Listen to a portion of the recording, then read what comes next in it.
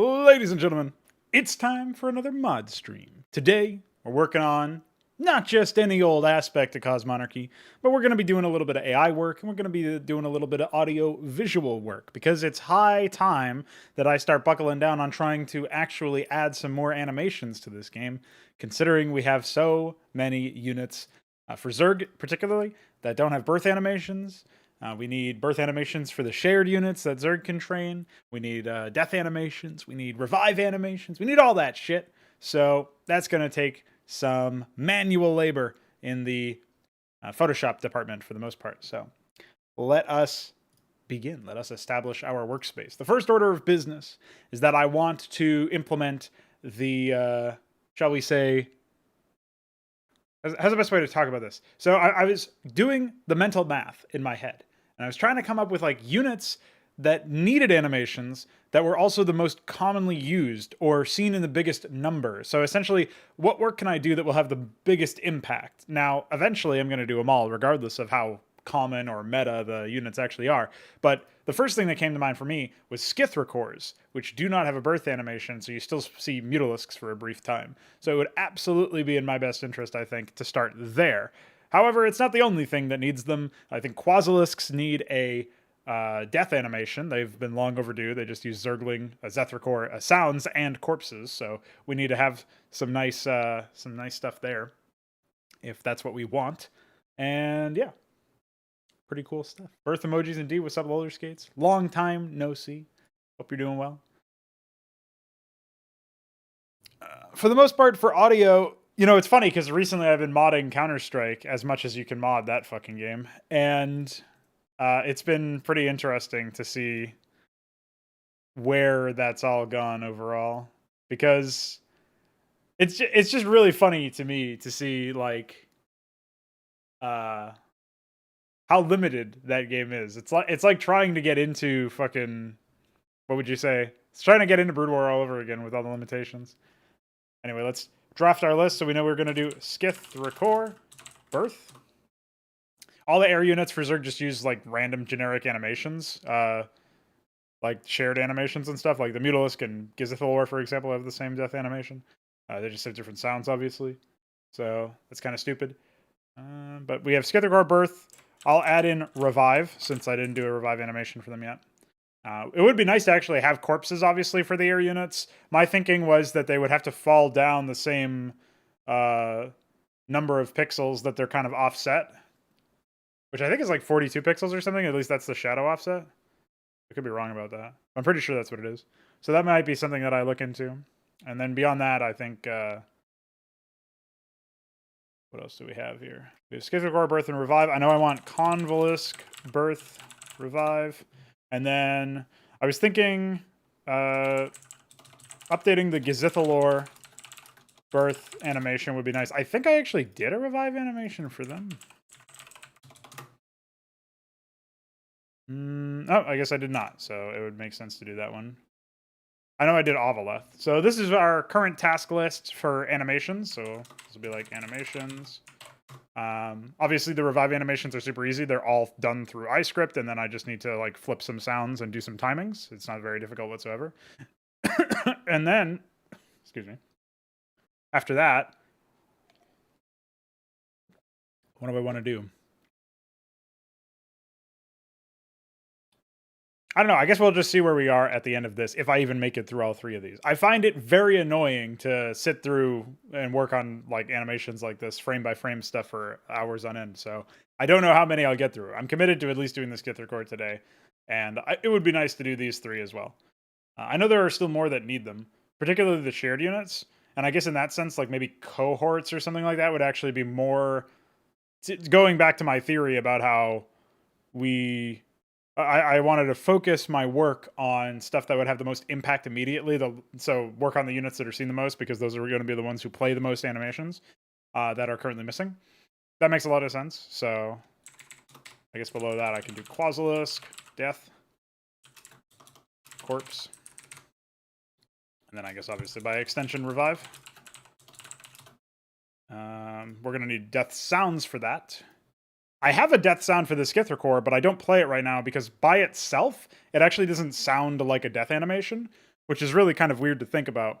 But when you hear like a lot of the Zerg sounds, they have like additional sound effects overlaid on them in the death sound. It's not just a scream. It's like, for one, they butchered whatever the audio is to get it sounding like Zerg, quote unquote, in the first place. But then for another, they add some other impact noise almost. Like I'm thinking of the Gazithalor sound, where it's obviously just some guy going, but as they overlay, they've obviously butchered that a lot, and then they add some like piercing sound almost into it, so it's almost like the corpse is being like torn apart or something, which isn't very general use. Like there's going to be attacks that don't puncture in the same way, and but they always die the same way, so it doesn't really matter. What's up, Knight of the Realm? Yeah, I should look at the Trello page. I don't think I've updated it since the patch that went out yesterday. That would make sense to do. I'll briefly do that. And yeah, this is also out. I'll just call this large patch up next and not have a due date. So I don't think any of these were actually resolved. Let me see. Yeah, all of these are still problems, so we need to look into those. These new units are fine. I guess if I wanted to add another one, I would just say, like, up next, and then move it up here. And we can say monogram. That's a unit that I want to add. The revision for the Crucible. What was the... I guess I can just archive this, so we don't need the island stuff. Yeah, this is going to take a while, isn't it? Not sure if the armor class stuff will ever end up in this engine or not. It's not difficult, but well, I imagine it's not difficult to implement on a data side, but it does require a re-envisioning of pretty much all of the units. So.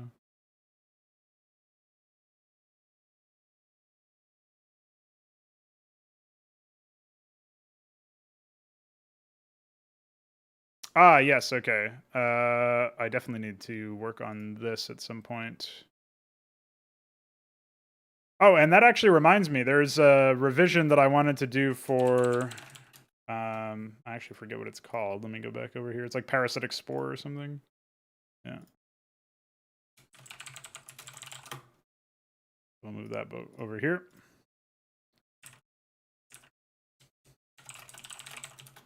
We'll seek. I don't know if I updated it. Yeah, it still does +1. So this is definitely super old. New version gains damage based on number of attacks sustained by the slain unit. So, and then we can just do a checklist where we do implement in GPTP. Probably need global bullet extension system. Okay. I'm not 100% sure if there's anything else there that needs to be done. I think this is all accurate, though, for the most part. This is obviously up next. Yeah, that's... We'll just say this was 4, even though it was earlier. Whatever. That's more accurate. And this is up next.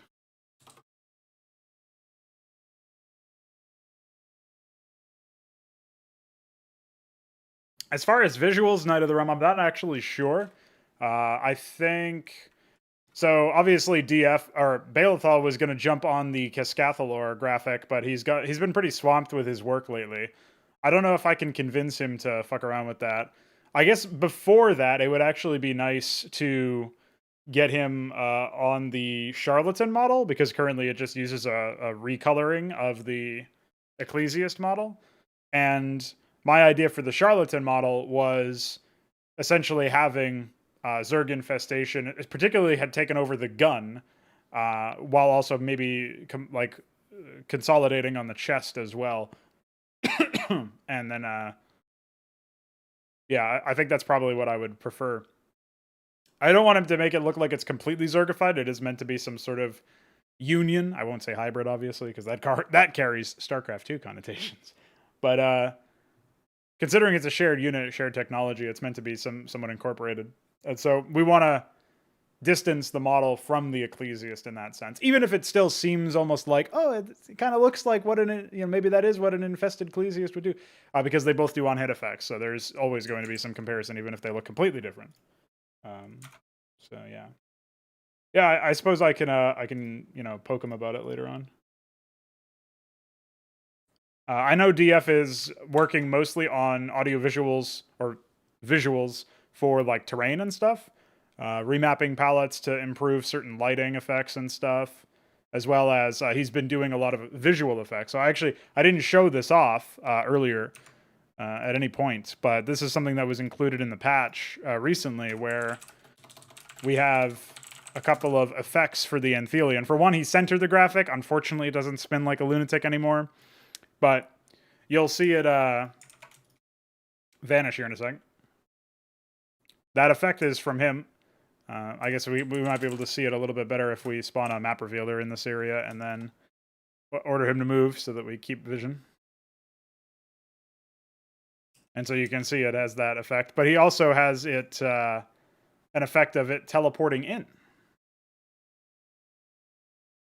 which I think looks really nice. So both the effects I think look really nice, and they're distinct enough that they work in that sense. So he's been doing some work like that essentially to improve the general look. And he said he was going to do a teleportation effect similar to like the teleport in, and maybe also the teleport out for the Legionnaire, which is also obviously really cool to imagine this on that kind of scale.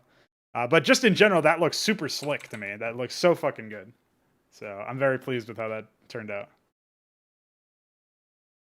What's up, Terran Dominion? Didn't mean to ignore you there. Was just got carried away answering Night of the Realm's question.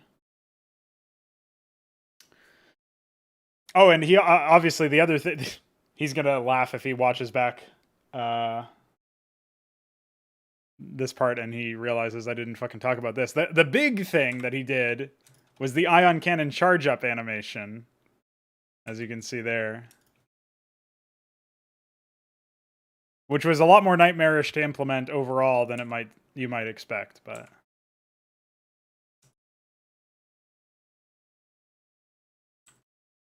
I think that looks pretty banging.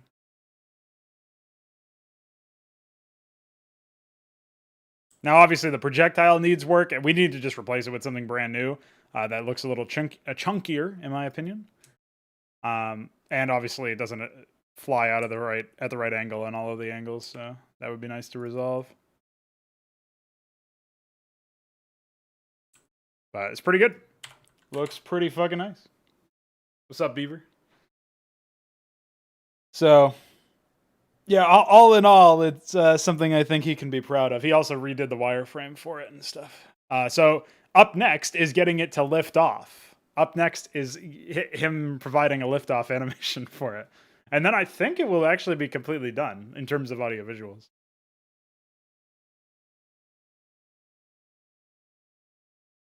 So I guess I can actually, I'll turn this into a checklist and we'll say, wireframe update, check. Attack animation, check. And then liftoff landing animation.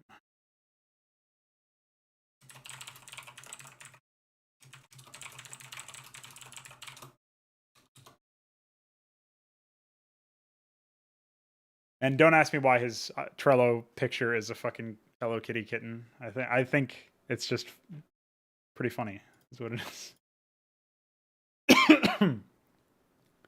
It looks like I know he did this for the Archon, but I'm not sure if he did this for Mind Tyrant or Augur. I don't think so. I have to talk to him about this anyway. For the remapping stuff, RE Archon.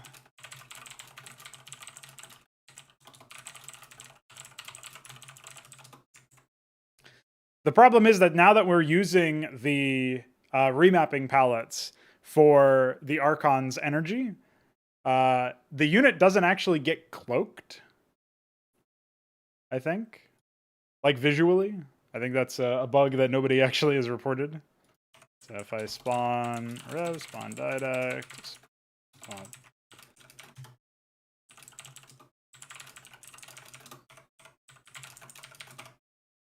Yeah, so he's technically cloaked. I can't see him. Right? But there you go. I can't see the main guy, but I can still see the ball. So pretty goofy. The isometric angle Cathrostalor. Take another look.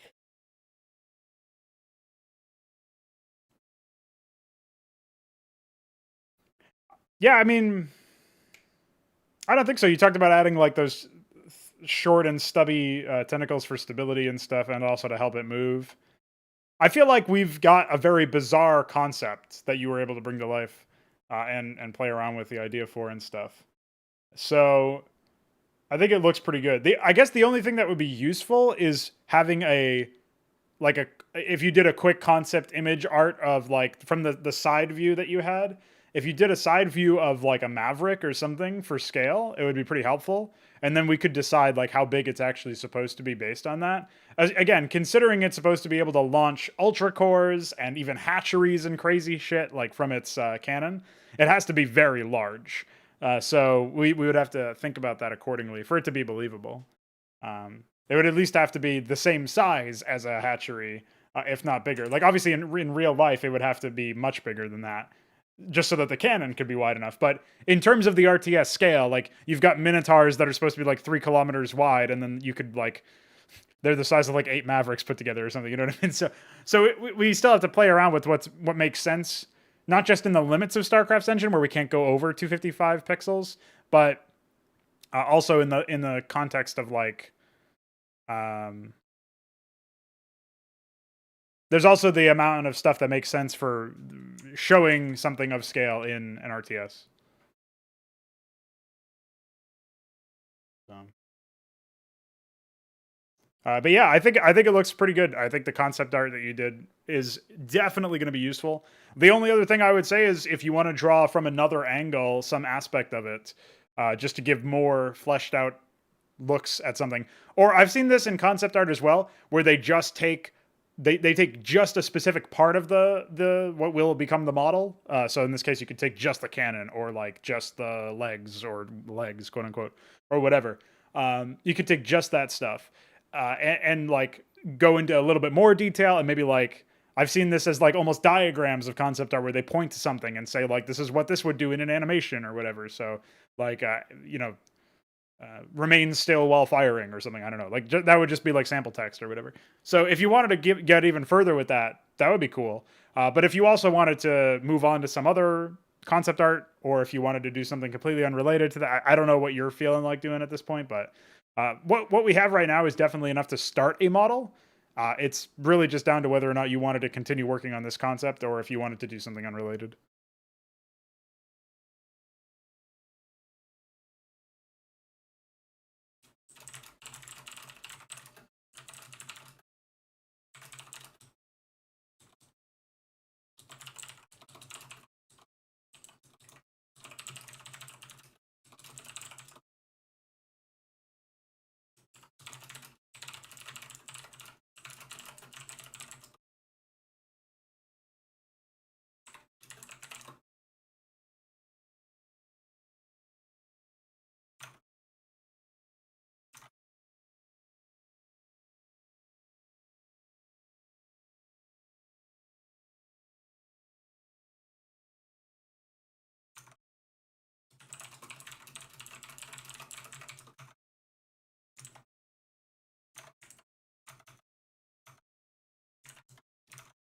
Classic groupie bug. It still isn't fixed.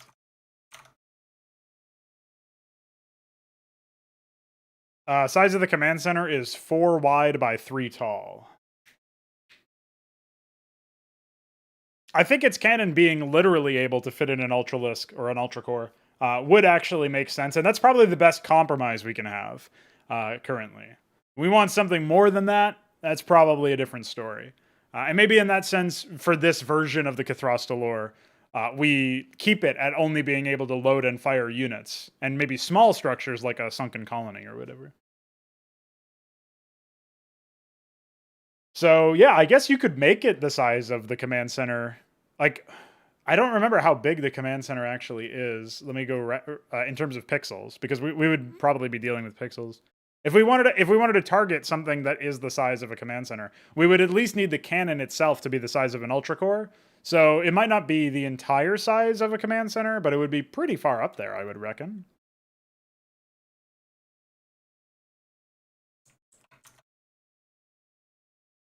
Does New Birth Air include... What is this? And that's from Cocoons. I should make one for the Vithrilisk because it still uses the old Cocoon graphic.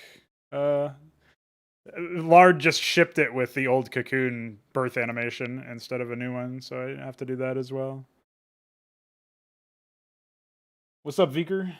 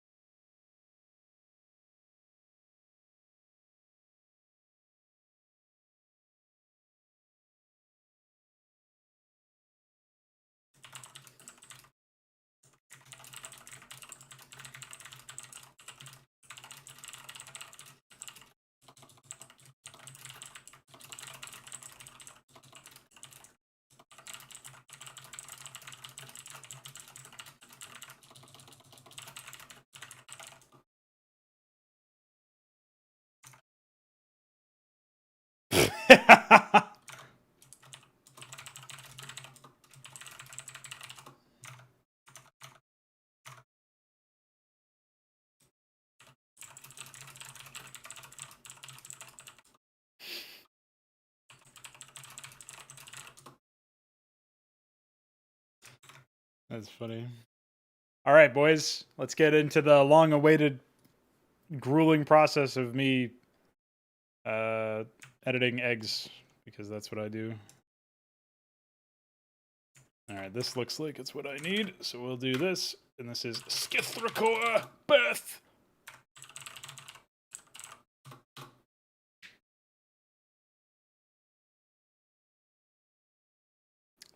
We ain't modeling anything. Knight of the Realm has done concept art for the Cathrasta lore, the giant walker that's... Well, it's not really a walker, is it? But the giant Zerg organism that is meant to be able to launch objects such as Ultra Cores at enemies. Dude, Birth Emoji was really funny in the moment. That was the Varanus campaign. I forget which one. It was some stupid installation mission where I was running around as like a Hydralisk or something, I think. I vaguely recall it because at some point I did go back and look at some of that stuff, but yeah, I don't remember. All right, it's time to begin removing frames.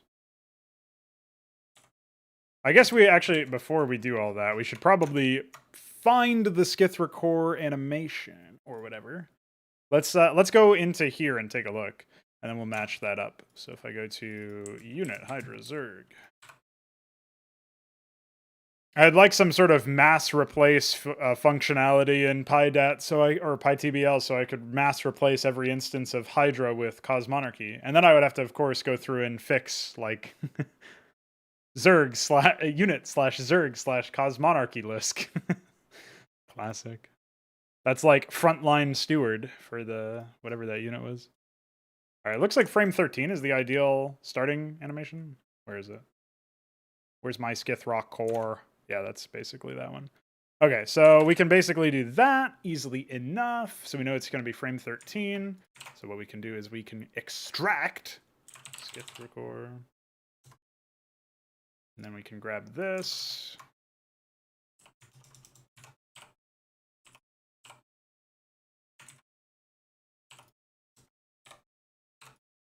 And we can grab that.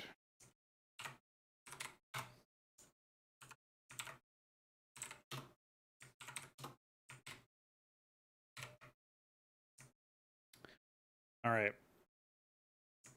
So I'm not actually sure if I know the Almaxilisk was like pixel perfect accurate in terms of where it ended up being.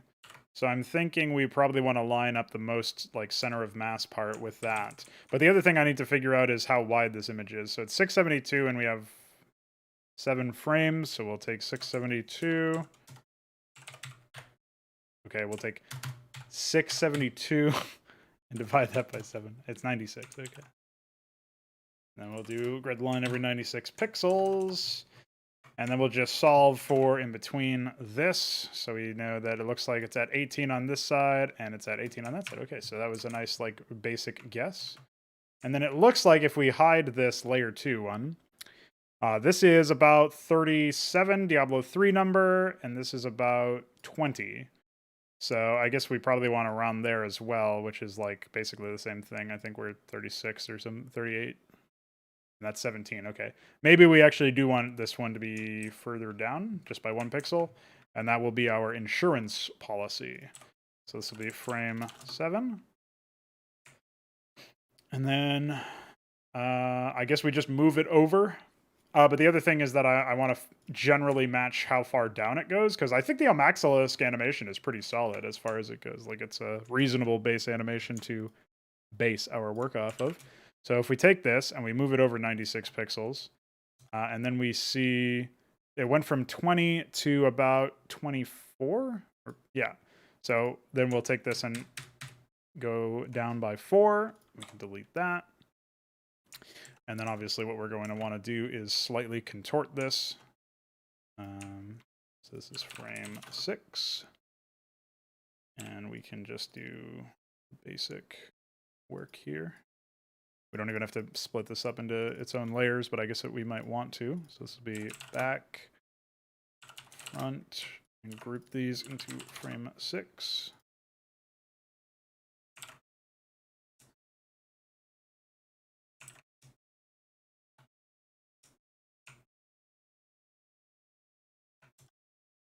Oh, we do not want it to be bilinear. Let's try that again.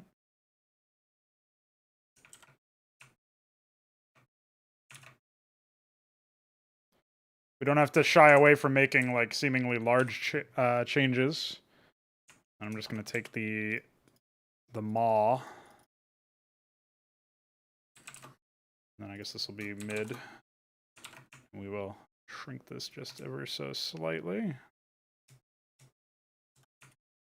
And then I guess for this, just move it further in. Okay. And obviously we'll add like goop and stuff to it later. But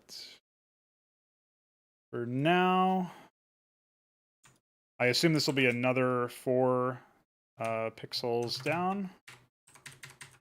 It seems like it's a natural thing, just keep it being 4 each time, so that should be fine. Frame 5.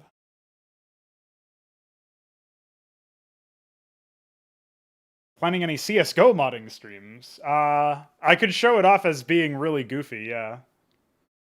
Text import export is still broken. I've never even tried that. I assume you're talking about PyTBL, frontline Droleth, support Droleth, classic. Written descriptions of any of the missing units you had for icons on Wikidot. Yeah, I think so.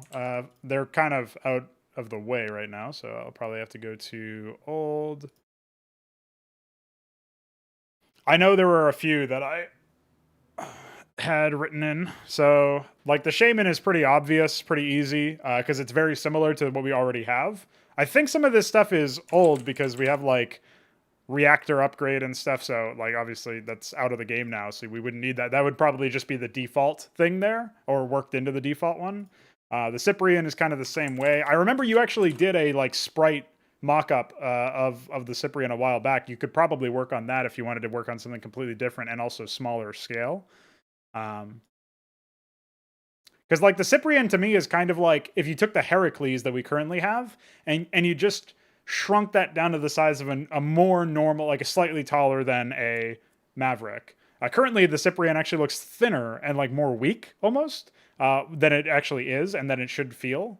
So that's something I would like to see done. The Exemplar is an example of like one that's probably further done. I don't think we have. Yeah, there's nothing related to upgrades or whatever. There's some stuff related to spellcast animations, but you wouldn't really have to worry about that. And the exemplar currently doesn't have spellcast animations, so you could eschew a lot of that stuff. I haven't even put the bulwark in as like a unit I want to implement, but it is still something that would be pretty nice. It basically requires a remodel of the shield battery, though, so that's probably not something that's massively worth looking into. Future Station has a description, Reliquary has a description, but it's not planned on being in the game. So of the ones that are here, I would imagine like the Exemplar and the Cyprian are the easiest ones to do concept art for. And I can send you this link, even though it is old and outdated. But really what it'll come down to is me just doing a little bit more work to write some of those things up in a more modern environment.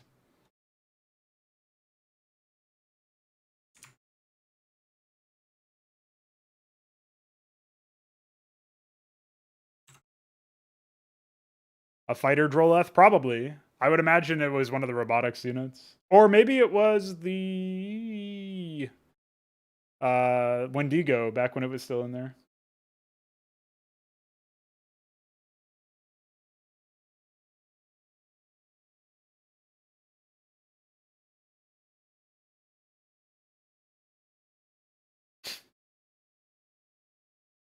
Yeah, it might have been that. Well, it'll be easy to tell because we can just go in there to the page and see it's Light Fighter Craft. So at some point, maybe it was drone.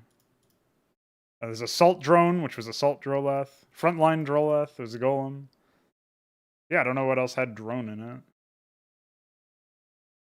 I'm thinking it might be the... Yeah, it probably was the... Wendigo or something? Oh yeah, Steward, of course. Well, no, that's also Robotic Fighter Craft. I don't fucking know. Who knows, dude? Probably got changed or something. All right, back to this. Don't allow me to get too sidetracked or I'll just never complete this and then we'll never have animations.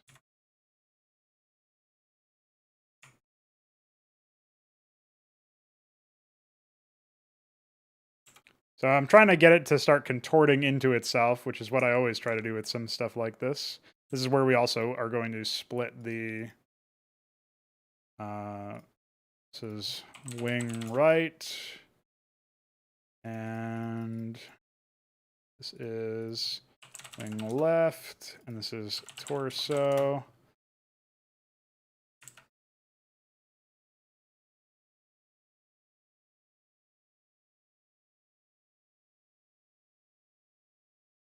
Obviously, we'll move these underneath the torso.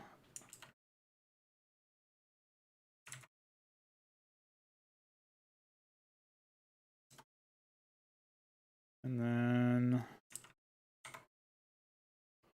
the maw.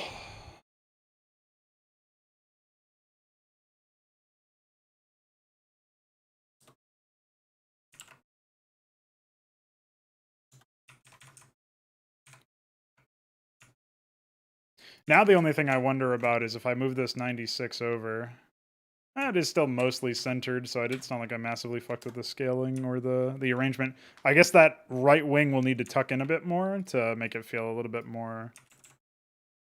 yeah, I think that's fine. That should be fine.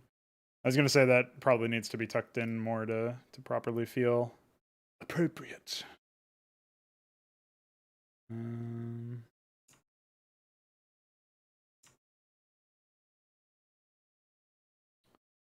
This is obviously where I just delete that. This is frame 4. 96.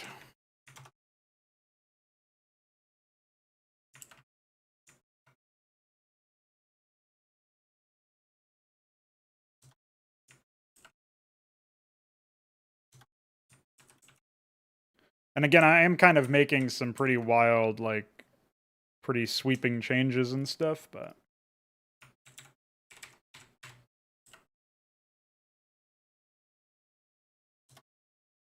that is kind of the point for a lot of this stuff.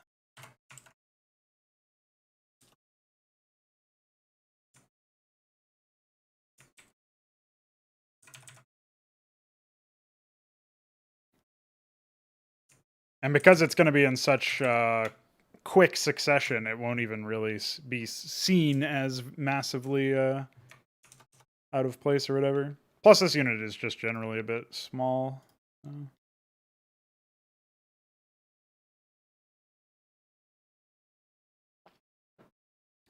Well, it should be easy to implement something crazy like that, dude. You just replace the steward graphic.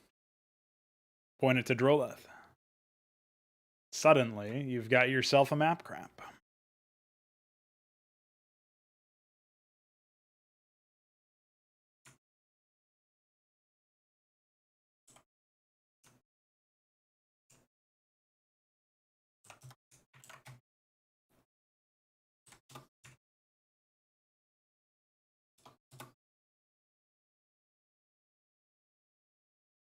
Oh, we've been forgetting one part, which is to move these down by 4.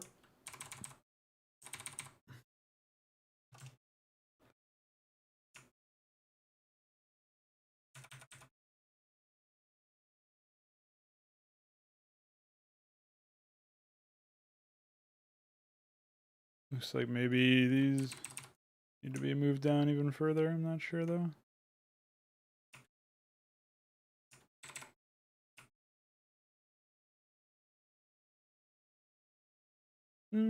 Hard to tell.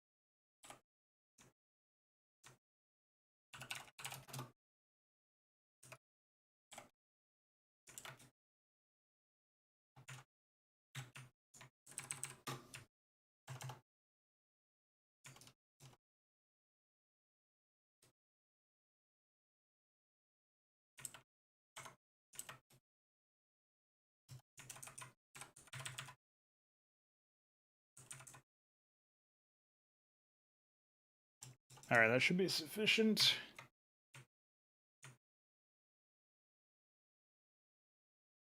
I don't think so, because you wouldn't be able to control the Droleths. They would just run around like complete idiots.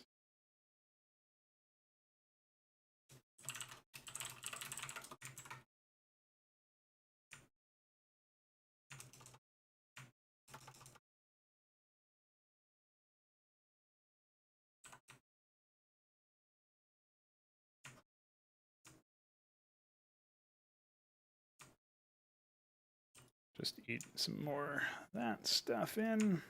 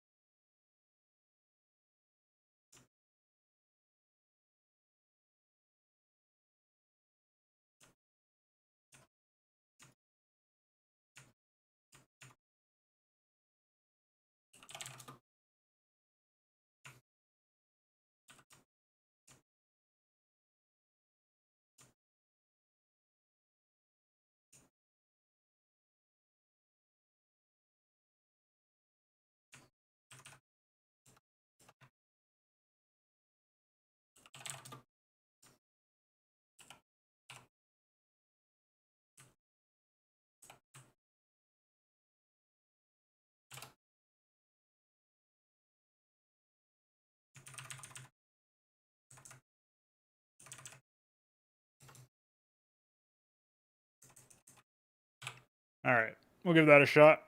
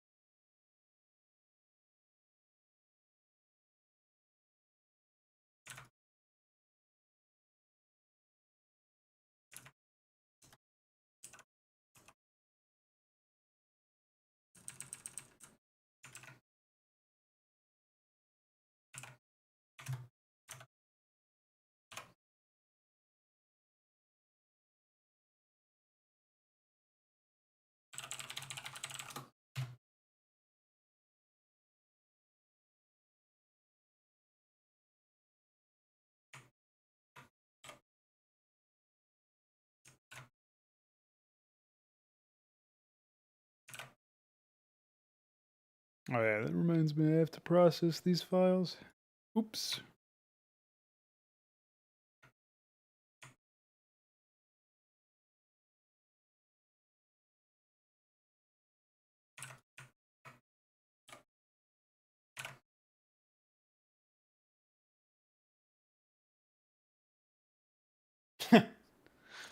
That actually should be a behavior of some sort. Maybe just spawning a larva or something.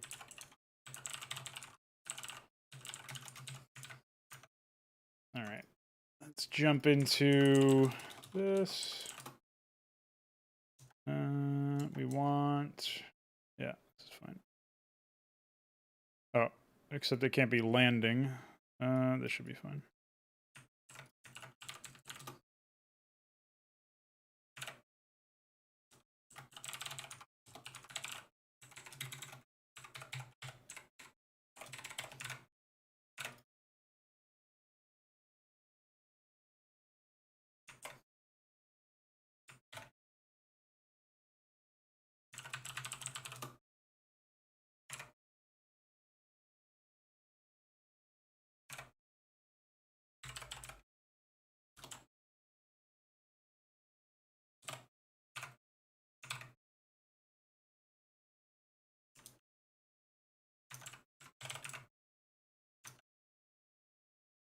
All right, let's see if we need to make any changes to this.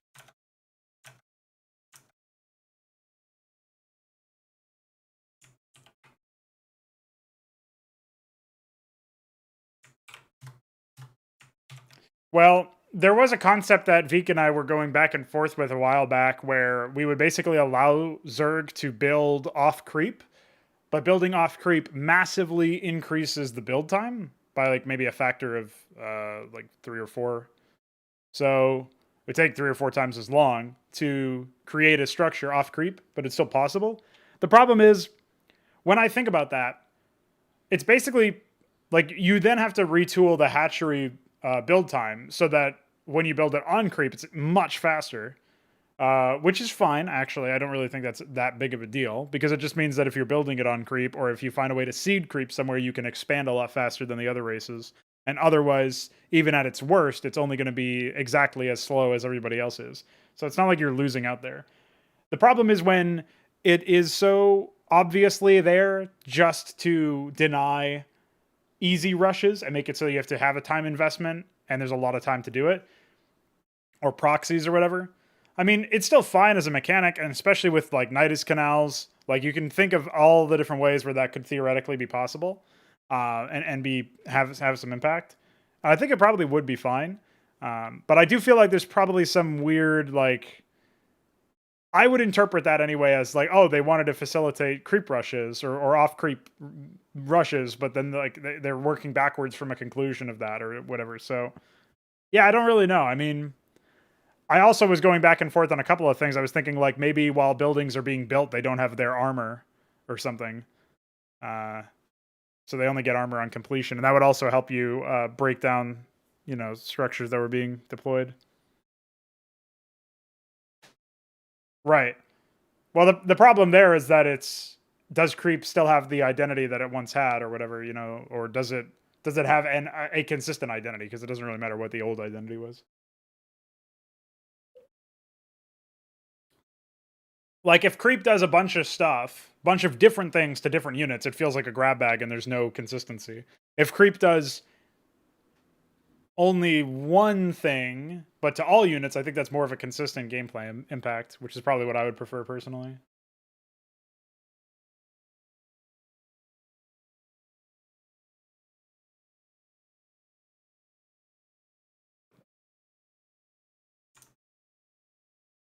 Yeah, I also think every structure would spread a small amount of creep. They obviously went the other way completely with Warcraft 3, where they made on dead structures, all of them spread a ridiculous amount of blight. Even the small blight spreaders, which they could control. It's not like it was just always doing the same thing, because like some structures would spread a lot more.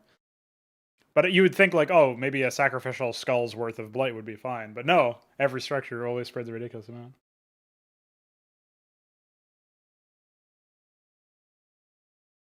But yeah, I think creep increasing build time is actually a fairly consistent idea. So.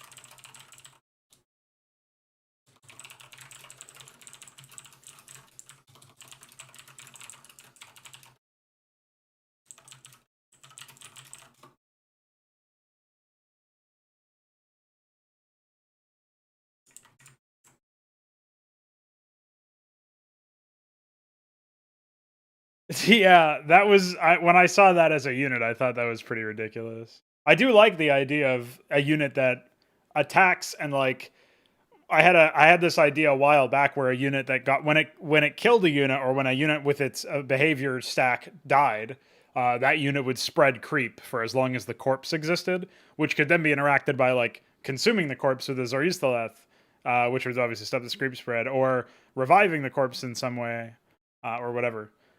So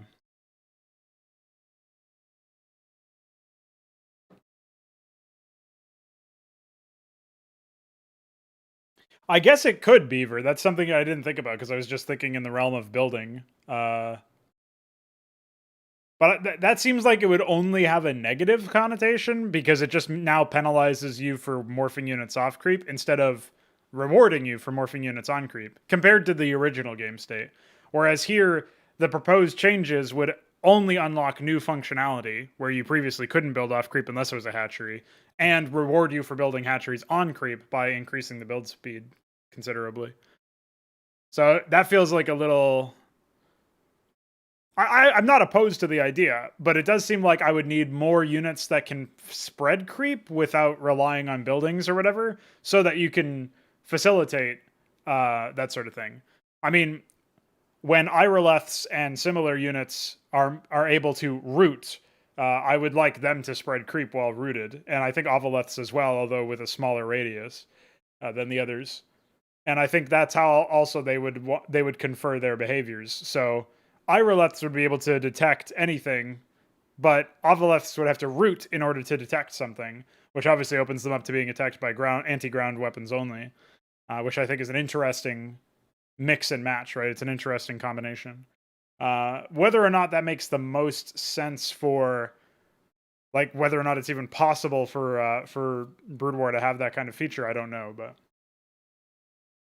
then you would be able to just bring along your supply units to root them for creep spread to generate units faster, right? To morph units into other units faster. The other thing, though, is that it doesn't really connect with air units at all, because even if you can detect if creep is below them, how does that work with them? You know what I mean?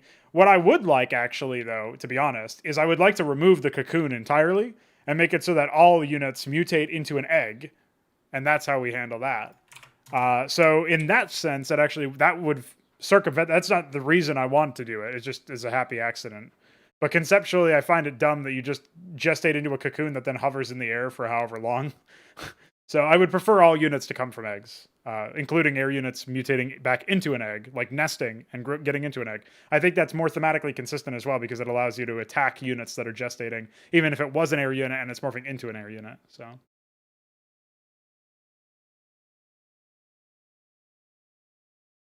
gotcha. Yeah, no worries, no rush on any of that stuff. If you wanted to try taking a look at like the exemplar or the ecclesiast model, and then trying to do like a version of that, that's infested, if you will, that might be interesting. Really up to you though.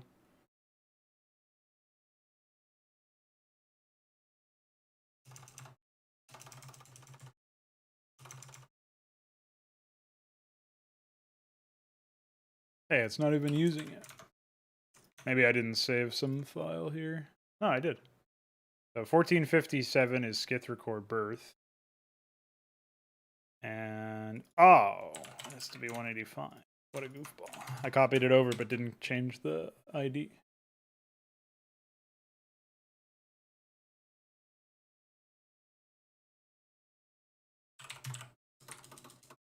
So if this works pretty well, I'll do the death animation and then we'll go from there.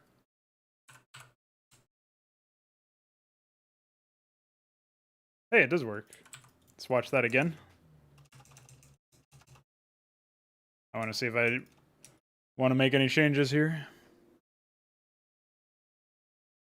I think what I would like to do is reduce some of the mess that is present in these early frames. So something like...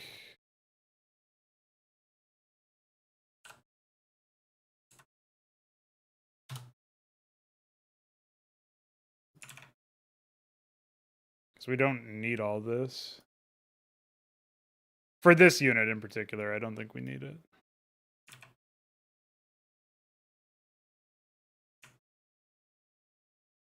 Those early frames just end up being like kind of distracting, I think.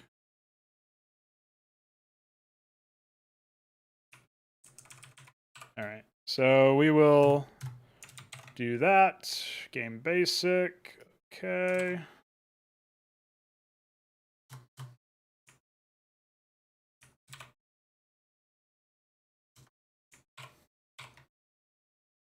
I clearly have to restart Photoshop because it's lagging like fuck. Because why make software?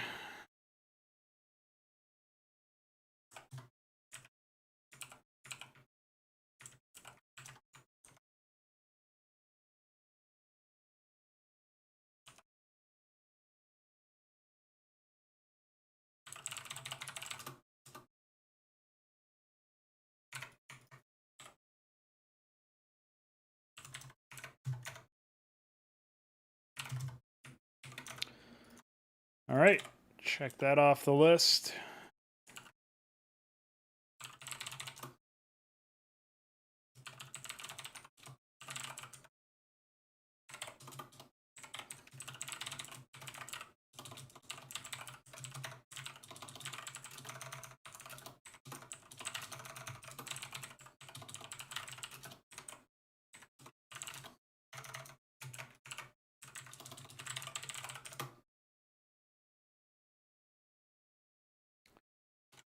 All right.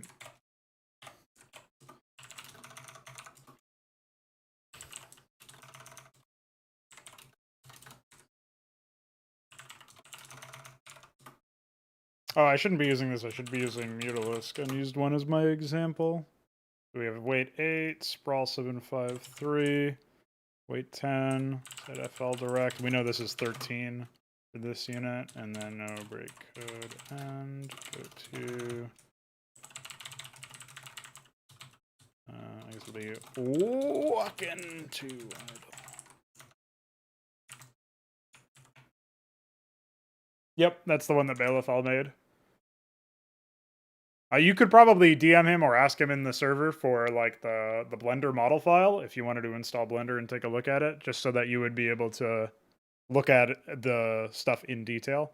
Because obviously in the RTS scale, it's kind of hard to take in all the details. Not that all of the details are massively impactful, but it might help you come up with ways to like take what he's already done and what that model already has, and then fuck around with it basically. So. Obviously, we are just playing the...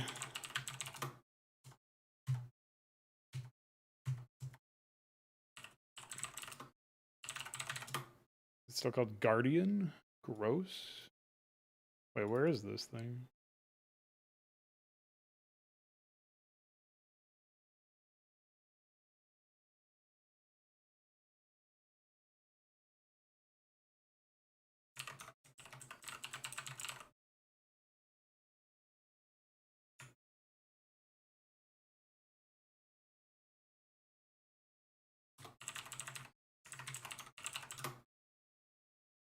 There it is.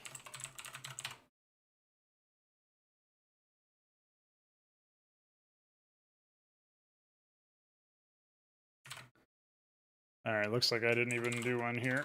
Gizithalor unused one.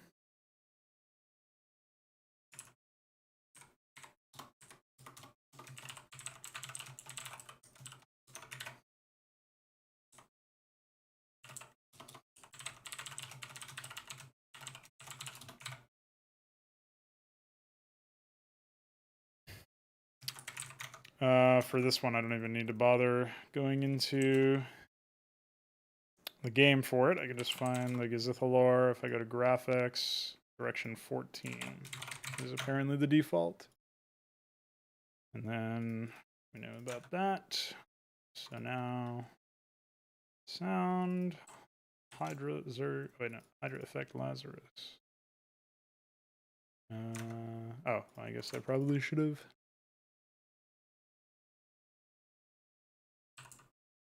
SFX data.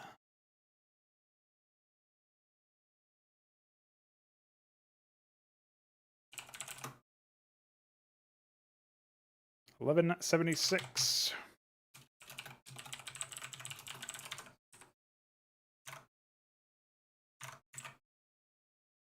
And I guess we can do the same here for a placeholder until I get my custom win in.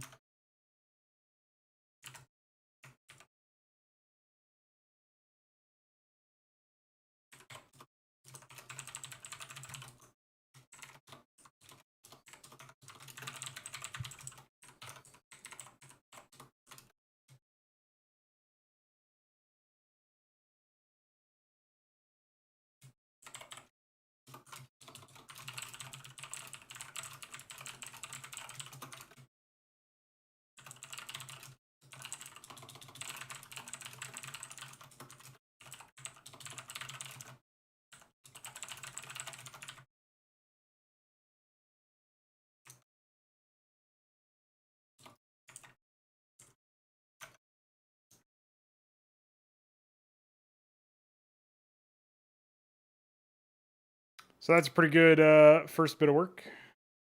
Assuming this was done correctly.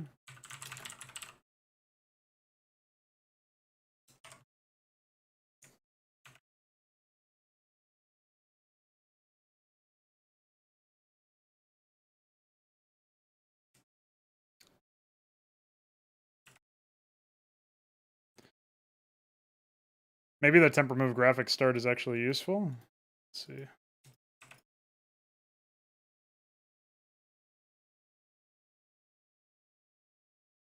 Oh, it is, okay. It just doesn't hide the shadow. That's why I thought it wasn't useful.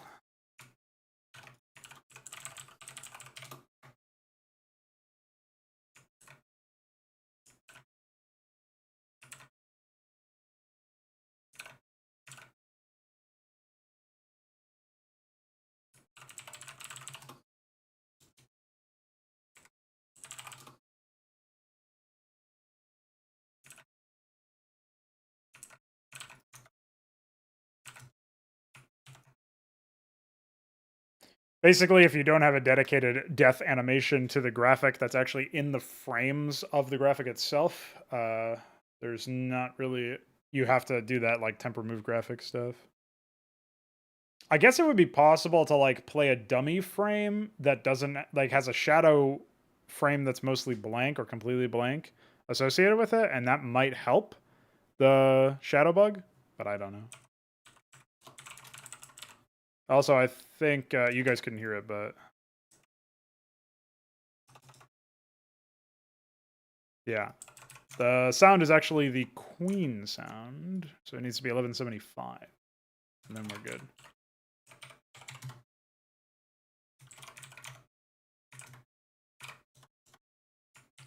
All right, that's good to go.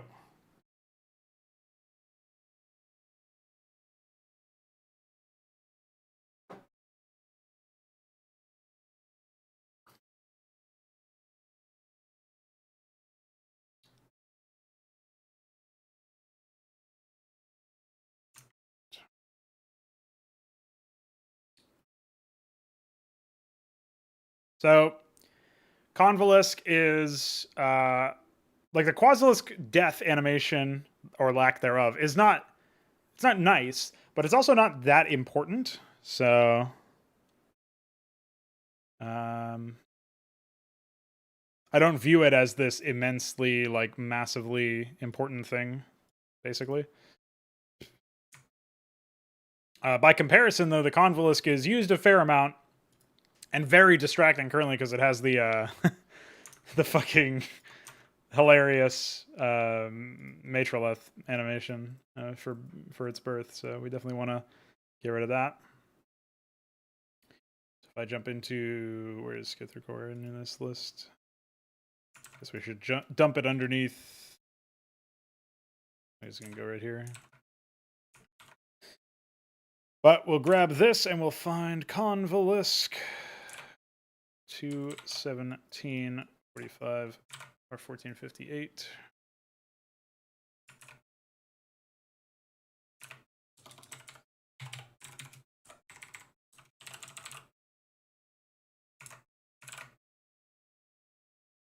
$13.78. Edges TBL.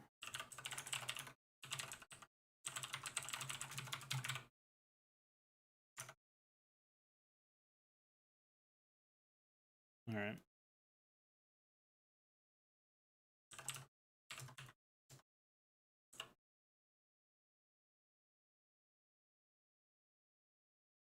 Now I want to take a look at the graphic in game to see what the default direction is and whether or not I even like that default direction.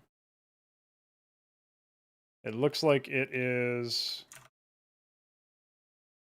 I would actually like it better if it was 13, so I think I'll jump in and edit that real quick. Oh, it's actually units, not images, but whatever. Convil. Lisk. All right. So now that we've set it to 13, we can take this and we can run with it.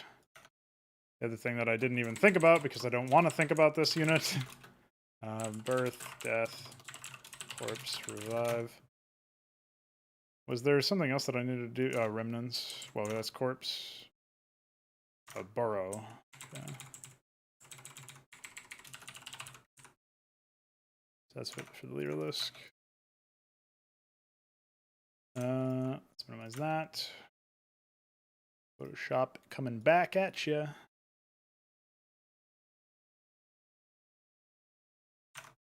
And we'll just take a copy of the Quasilisk birth and go for Convilisk birth.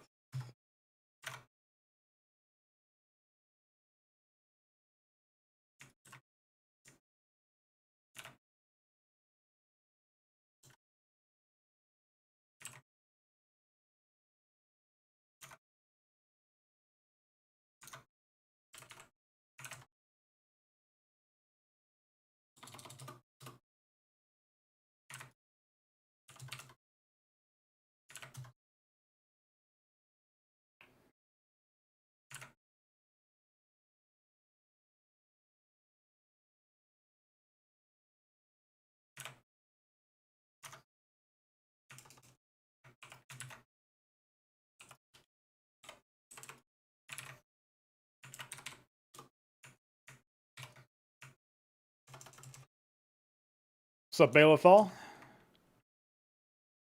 Welcome.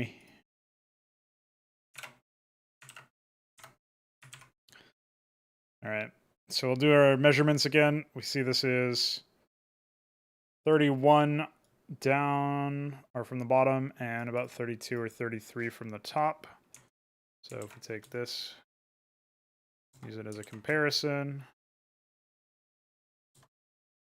See, this is 27 and 27. So I guess we can just move it up by 1 and see where that ends up leaving us. This one we don't need to bother with changing the height between animations or anything.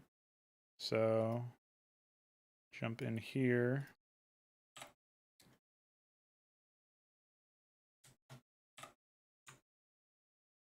This is frame 7.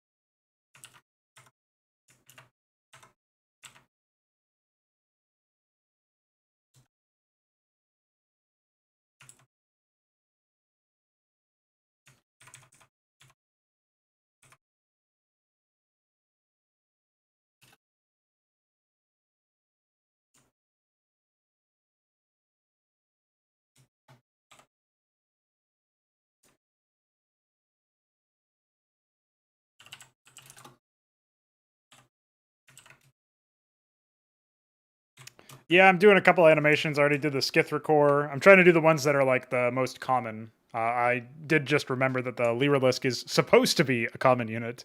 Currently, the AI don't use it that much, and I imagine people don't want to look at it, so they don't use it that much. I should probably do a birth animation for it regardless.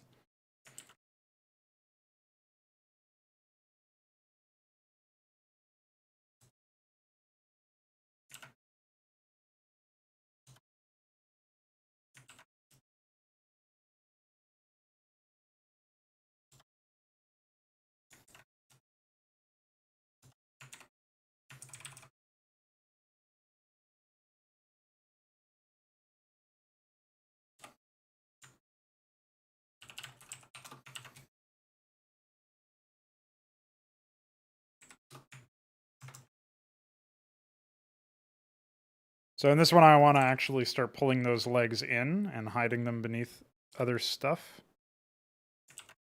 Maybe not that much. We might mask some of that other junk out. But my thinking is that they'll start to like really poke out in around this frame, and then they'll be a bit harder to see otherwise than the previous ones. Don't have anything massively high concept for most of these. Obviously, I'm not an artist, but you try to make it so that there's a bit of flair. And then I guess we could do something over here as well, where we take this and we start bending it inward in this one so that it's, as it's emerging from the egg, it actually extends out, something like that. Again, very simple stuff. We're not trying to be amazing.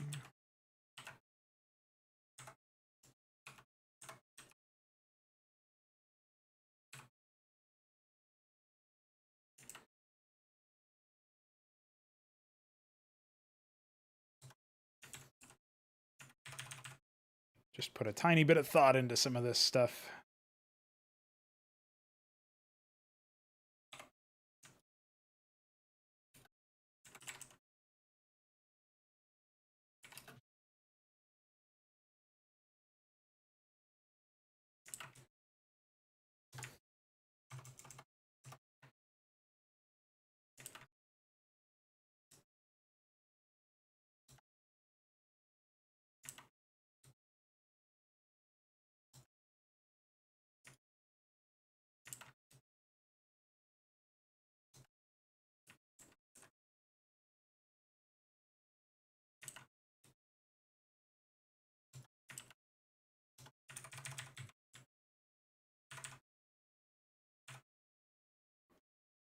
I still can't believe the Huncraft team didn't fucking do a birth animation or a death animation for this unit. They made remnants, but not a death animation.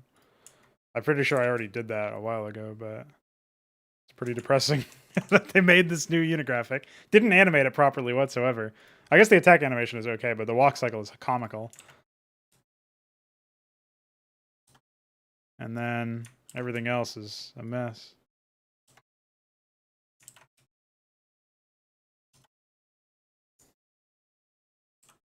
And we're just going to grab this and pull it in a bit more. It's very hard to tell what it is at this point if you're not already looking for those kinds of details, and very few people will be because they'll be too focused on the game. But that doesn't mean we want to just ignore them, obviously.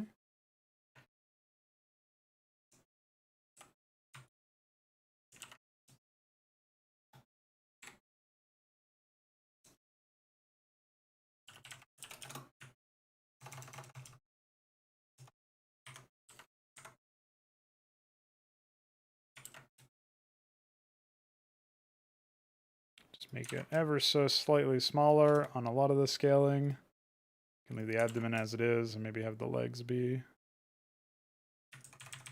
like so. And there we go. I mean, I don't know what else or what more we might want to do here. I'll just run it through and see what it looks like.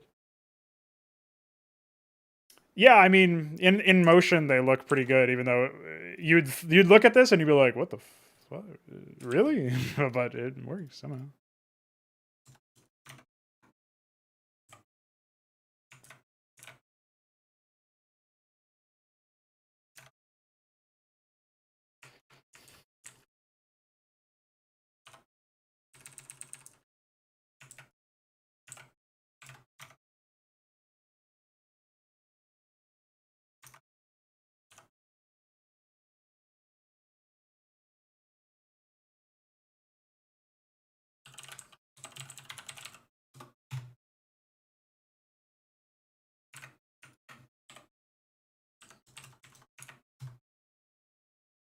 Oh, there already was a convolvulus birth? Really?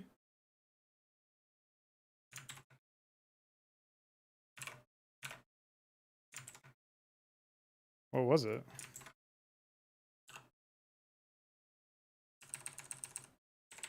Oh, they literally copied the lurker one and then cross-faded it in. I'm not even using that animation. That's how bad it is. I wasn't even aware of that animation. Okay. That might not have even been made by them. Again, they might have just like, that might have been some other guy who was like, fuck this, I just want a birth animation for the unit, I'll use the lurker. What the fuck? What is wrong with these people? Let me just make sure, though, that the other ground unit birth animations use the same iScript ID, because I don't know that they do. It looks like we're using custom ones sometimes. Nathicor does. All these do. Bactylus does. Yeah, maybe it's fine then. We'll see. Maybe I didn't need to bother making my own in those cases. Yeah, the small details are not important at that scale, just like we found out when we were dealing with the textures for the Ecclesiast. I'm sure you remember.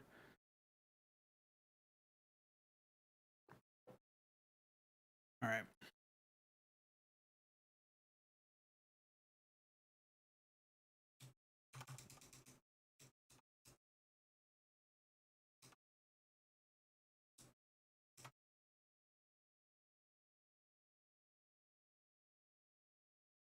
I wonder if it's almost like starting off too small.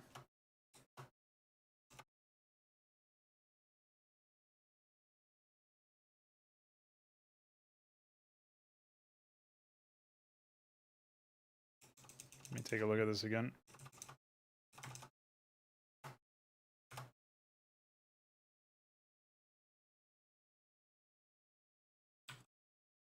Well, let me compare that to the Quasilisk, since that's one that I just edited.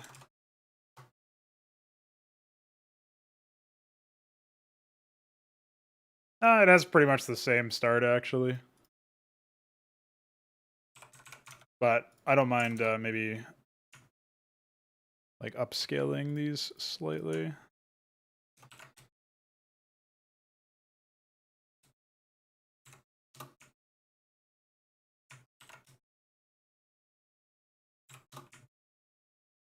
Won't take long at all.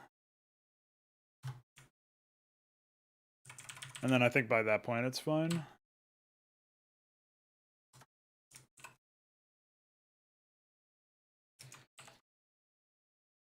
And there you go. N animation.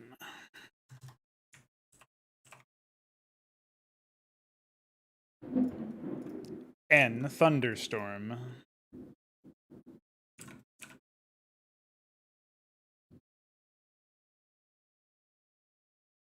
Fucker.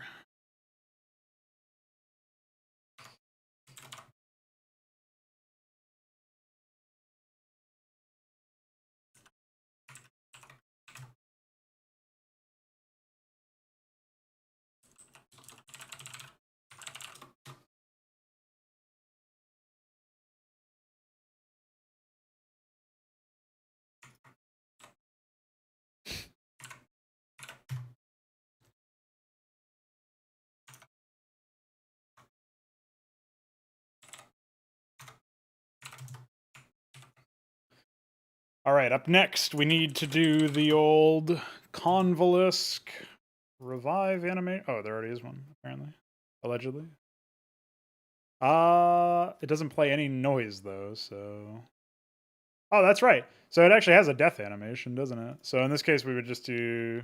Well, I guess it already does that. No, it's... What the fuck? Why isn't it just playing these frames? Exactly.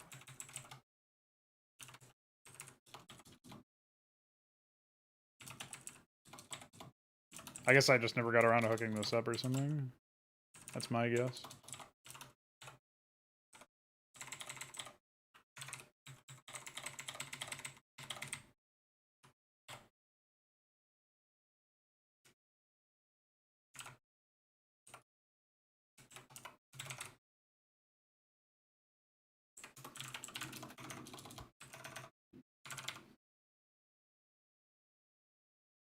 Big old tree blowing around outside. Where's G&D attack? Okay, that's what it does. So we don't need to... In that case, we don't need to bother with the play... I also did a play frame tile somehow. I don't even know that's possible. Well, pranked.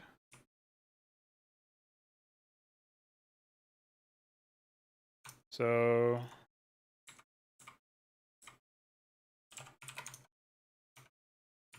we'll use that.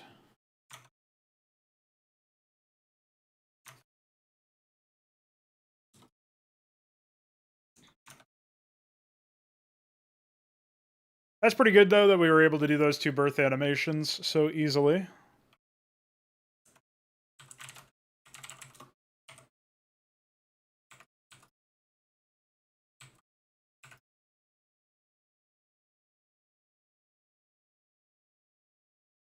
Oh, I see. It's using the hydraulic explosion, apparently.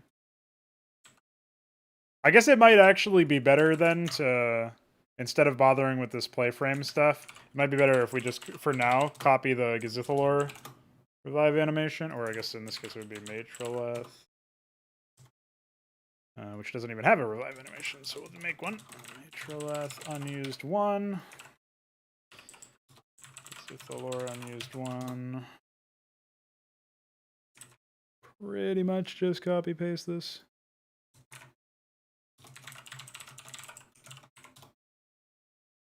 And this will be Matroleth.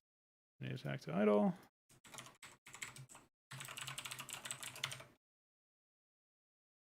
I guess this is like 12 or something. I'll take a look at their default angle.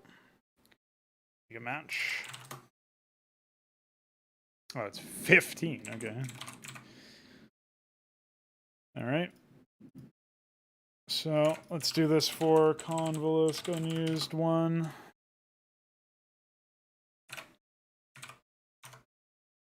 And we'll just do that for now.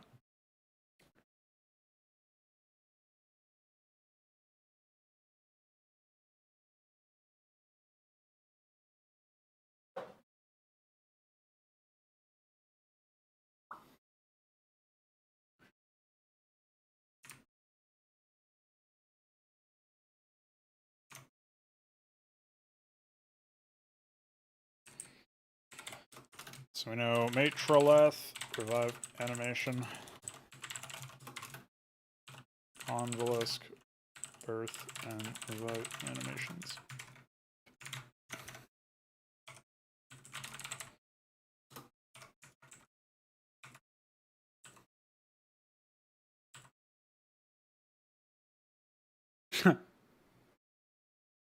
It died twice because of the fucking Anticathon reviving it with 1 HP.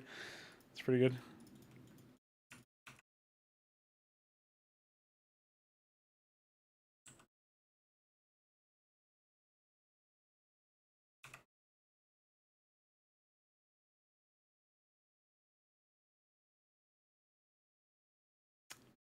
Yeah, there's still some improvements I can make, but they definitely feel pretty good overall.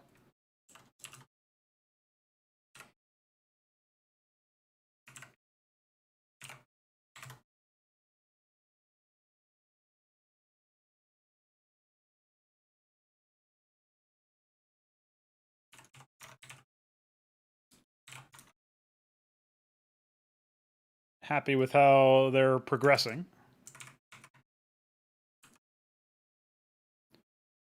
1105.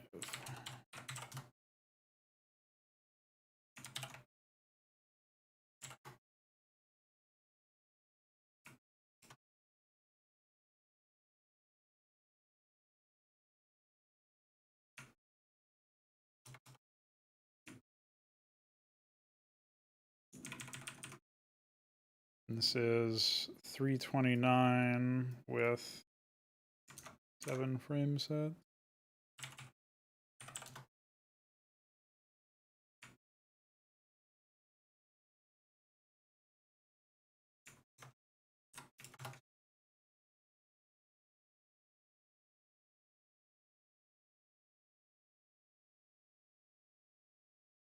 Trying to figure out why the where the Nathra core out of sync stuff is.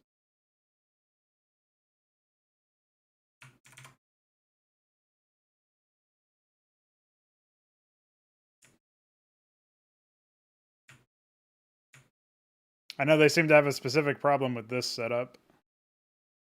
This direction.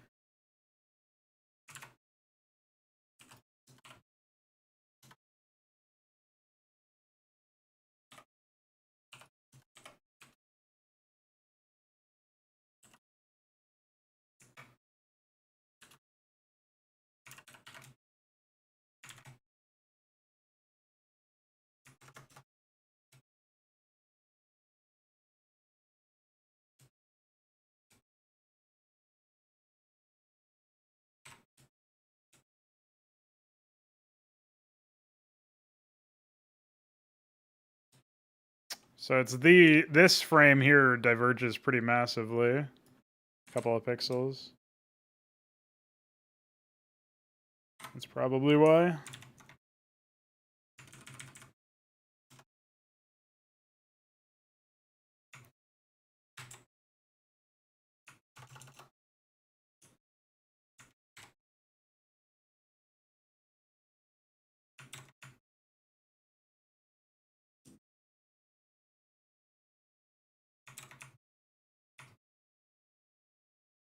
But I know they wiggle in a few other places too, so I'm not really sure. Maybe I should just boot up the game to figure this one out.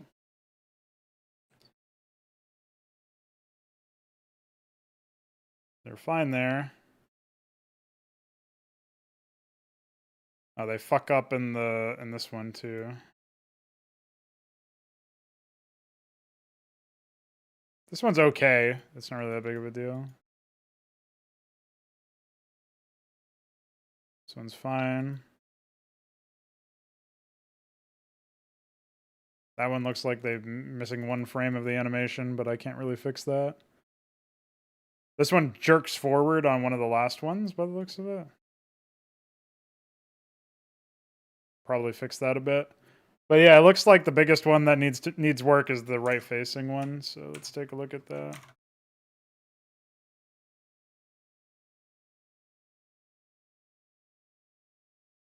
I guess the right facing one and the right facing one that's slightly up as well. So basically these two sets look to be a bit busted.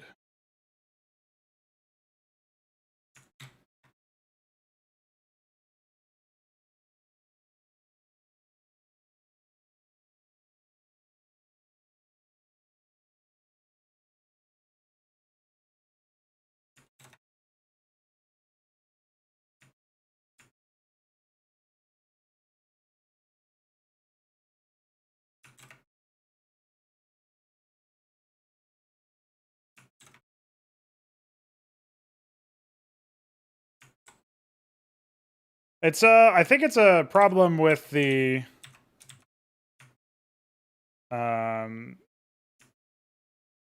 thing that extracted them. I don't think this is like a normal issue with the graphic. I don't think it's like this in the game of Five Nations. I'll say that much. But we still don't have that guy. The guy is not sending me any more models, unfortunately. He's gone radio silent, so I'm not sure where the next big break will come from. All right.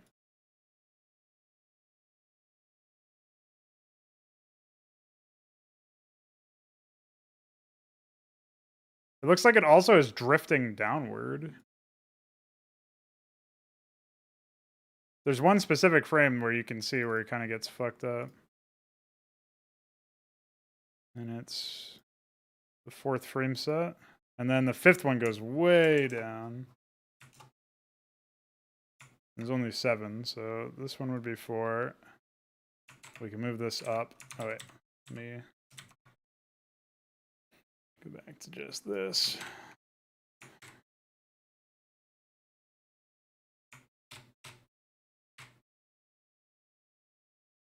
I still don't know if this will actually fix the animation stuff, because it does look like we're missing a frame somewhere, and it only looks nice in some areas.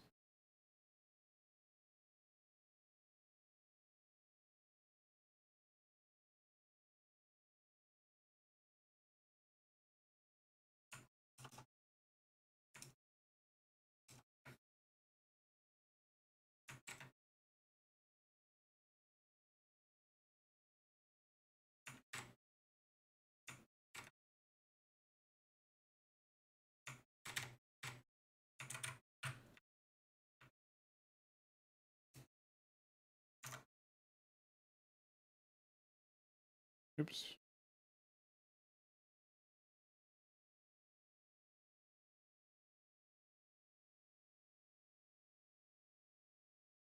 It's a bit more acceptable. There is still some shoving forward, but I don't want to remove all of it because it actually does look pretty cool when it works. Because it looks like they're kind of wiggling around in space instead of staying still, which is actually what I would prefer. Like that one looks pretty nice.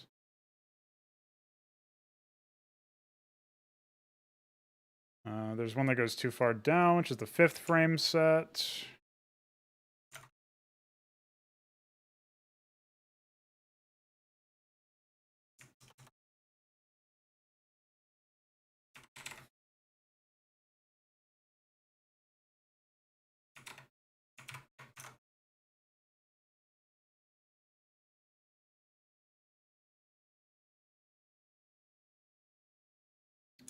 Actually, the same for over here.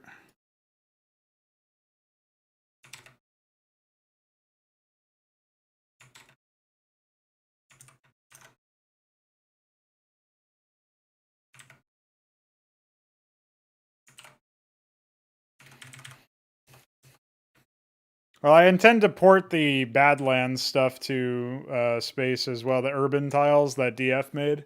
I haven't even ported them to Badlands yet, but I intend to port them to space later on.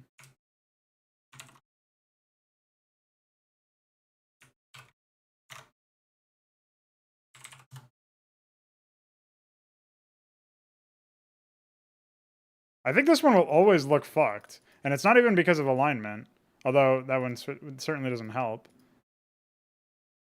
So it looks like we're still not like correcting heavily enough, basically. So on the 3rd frame or 4th frame set,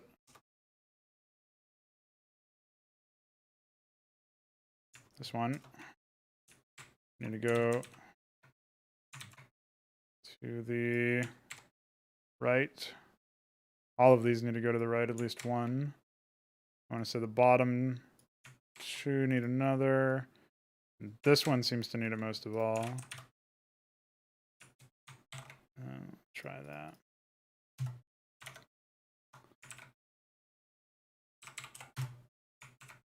Did I save?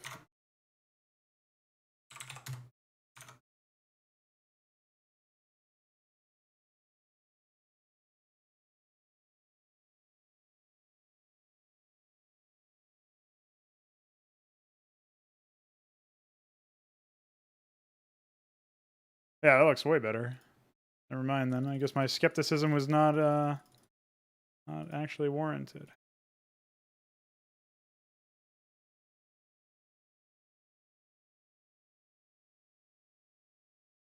This is frame set 7, so the last one needs to be moved up here.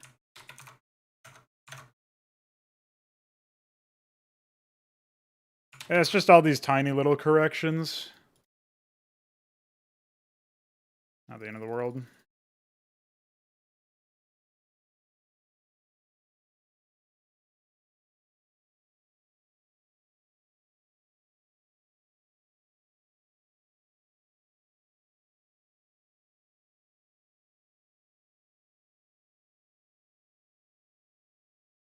Yeah.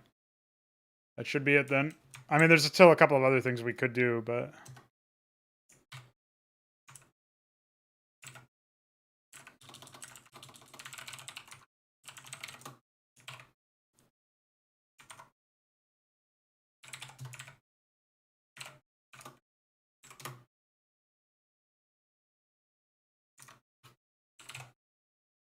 I'm just happy to have resolved the issue.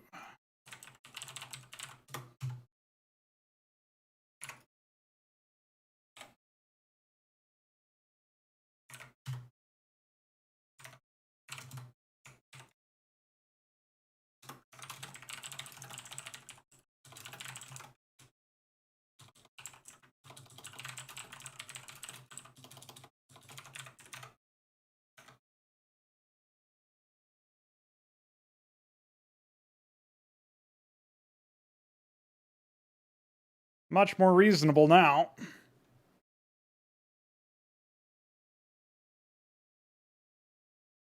This one looks like it could still be improved, actually.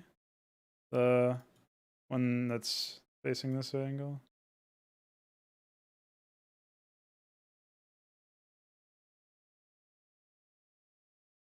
It's pretty much just the right facing one. But I think it's mostly like there was some weird issue with its fucking teeth where it's like sticking out its teeth. There's some artifacting there. But way better. Anyway, I'll probably do another pass on it later, but at least it's significantly better now than it was. I'll just leave that on my desktop actually because there's not really much of a point in moving it if I'm just going to update it later.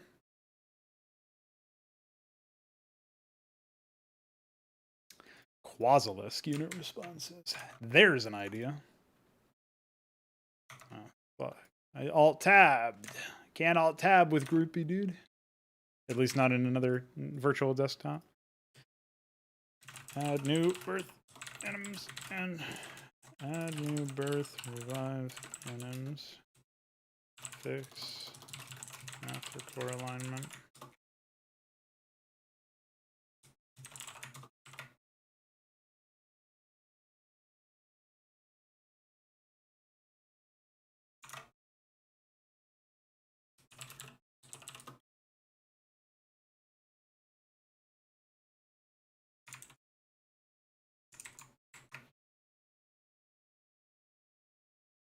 Well, in just that hour and a half, we were able to get a pretty good amount of work done on the audio visuals and stuff, so I'm happy about that. What's the next on my list?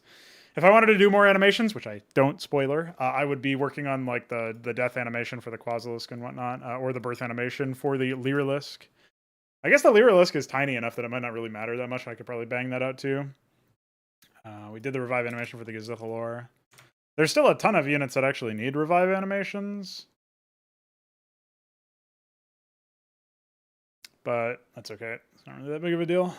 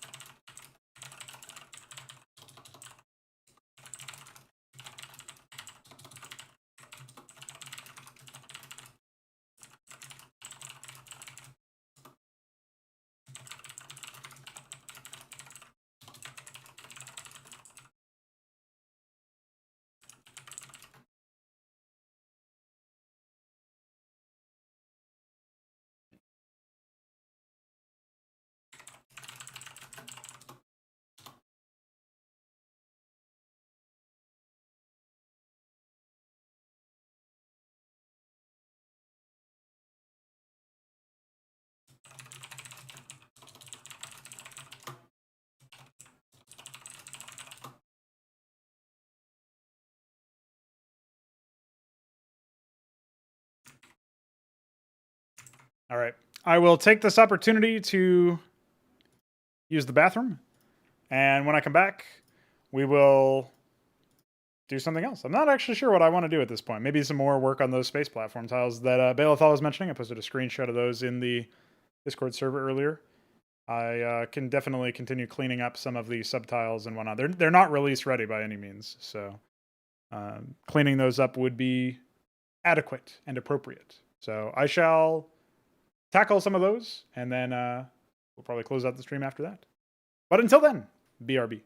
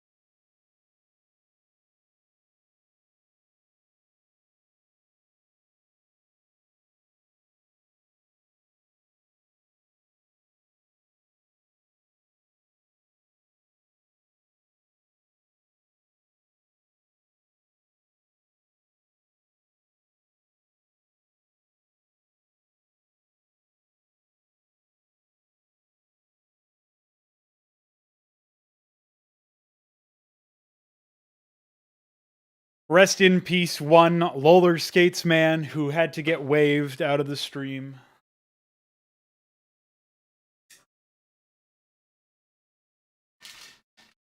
And rest in peace, lighting, who needed to get turned on in the middle of the stream.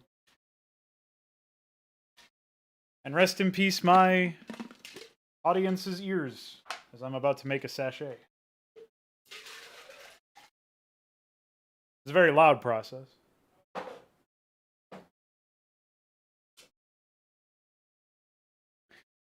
And rest in peace. I wanted to say terrible graphics in Cosmonarchy, but we all know that's not happening anytime soon.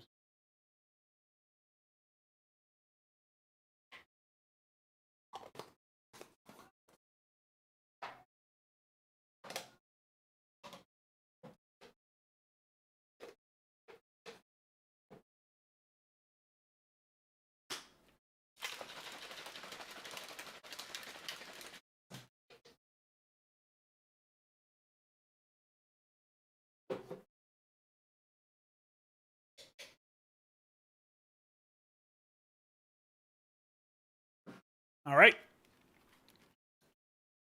We're back. Don't tell anyone.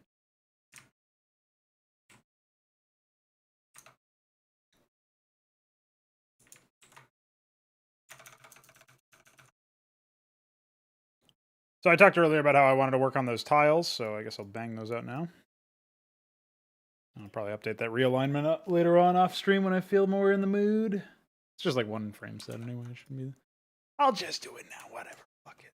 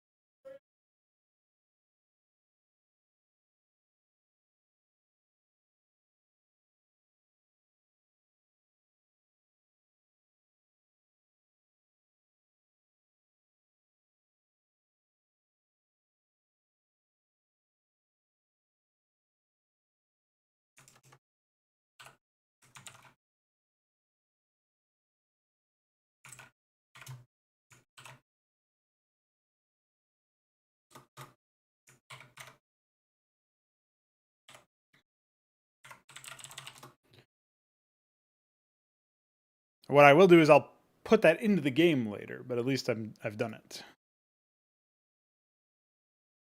So what I was working on earlier was a version of low platform that blended with these cliffs. One of the things that I noticed when I was using them in practice was that sometimes they were a little bit out of alignment. I'll spoil the surprise and open up the map that I was working on. This is actually for Mapping Guide Part 3, so it's not really going to be released anytime soon.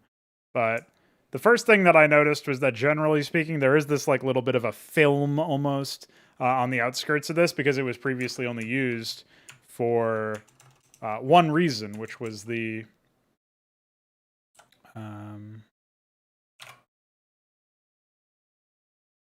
it was used for the conversion to having stacked platform cliffs. And this little area of cropping here that is like a little bit extra at the outsides didn't matter as much then because it wasn't just wasn't related, right? It looked very similar at the edges, so there wasn't really any need to make any changes there. So we'll just quickly dive through this. Mask out the details we don't want. There's a little bit of ugly bits of coloring here. The just need to be replaced. No big deal. And then the other thing that I wanted to do is verify the alignment, but I'm pretty sure it works fine on this. One thing I did notice that was a bit messed up was actually on another tile type entirely.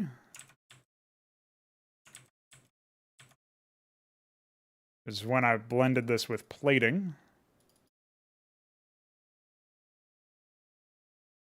just want to get rid of the outermost areas of this. You can see Photoshop's already starting to lag. I think it has something to do with history state, but even when I clear history, it still lags, so it's just terrible.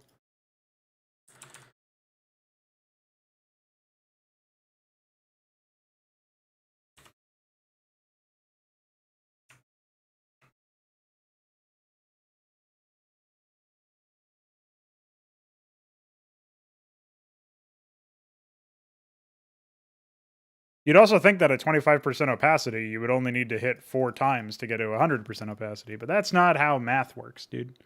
I don't know how math works, but I know that's not how math works. So that should be sufficient.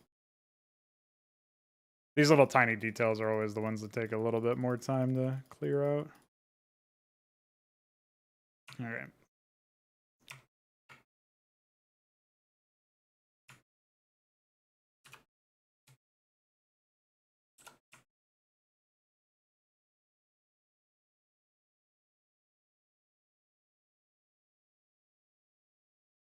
This might actually mess around a little bit with the alignment, in which case we'll just need a bit of trial and error. Jesus Christ, dude. What a program.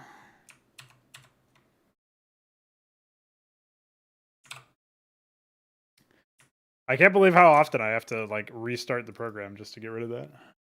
So ridiculous.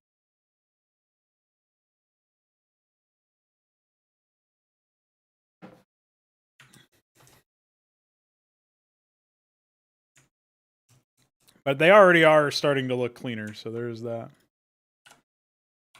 What we'll do is we'll increase our opacity hit to 50. And that way it'll probably help us a bit more.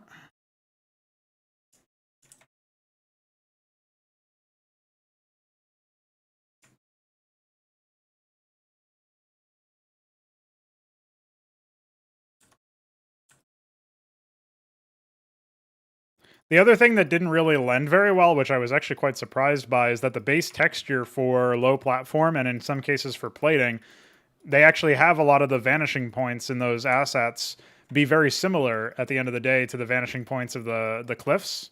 So it would be like if this line here that we have, in this case, of the texture, if that line was actually completely perfectly lined up with like the north-facing cliff edge or something, the vanishing point of the north-facing cliff would line up with that element, it would actually look very bad because it would almost look like there's some weird aliasing on it, or anti-aliasing perhaps, which is not actually what it is, but that's what it appears to be, which doesn't translate very well at the end of the day. So definitely something that needs to be controlled for. And that's something where we can easily enough fix that just by editing the source tile. But it's something that is obviously a little bit of an added headache, right? So just one more thing for you to do in Photoshop when all you really want to do is place some fucking tiles. Okay, so we've done this. We'll set our canvas, our grid line rather, back to 32, and then enable those. I have to look at my keyboard like a fucking boomer because my microphone is in the way, so I'm sure that looks silly. We'll mirror all of these. And that will deal with most of the initial stuff that we had to deal with, which is nice. Now, I do think we still need to worry about the stuff down here. But that should be easy enough to handle. And then this really doesn't look right to me. But maybe it is. Yeah, this is just like completely wrong, which is pretty funny. There's no fucking way. All right.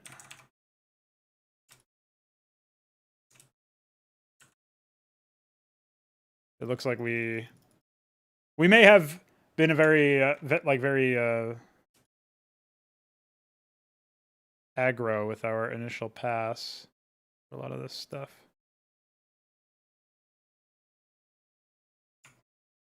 And without real cause. And I ain't talking about the crow shit. Although, who am I kidding? Of course I am. I am a crow. Well, nothing else looks nearly as suspicious to me. I guess we can disable the mask real quick to check it. Oh, yeah, this is obviously wrong. Glad that I did that. So this one is fine. This one's fine. This one's fine. So it's just this one here.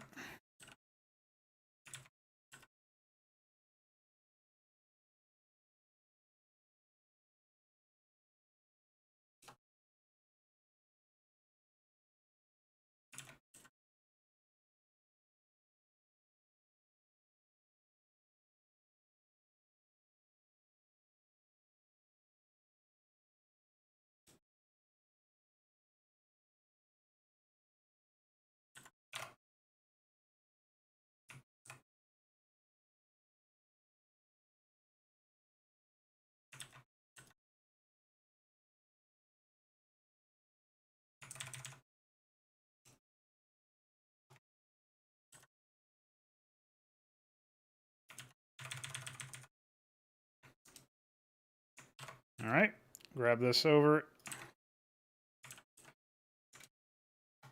Nice to fix those up.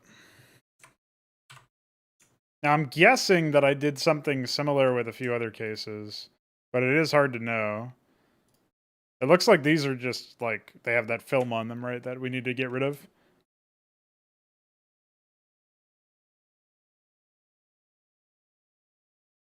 I'm not seeing any other details completely erased. Oh, over here. This one right here needs to be fixed. It looks like these are probably artifacts caused by when I copied over the tile, or, like, the masks, and then never, like, edited them afterwards.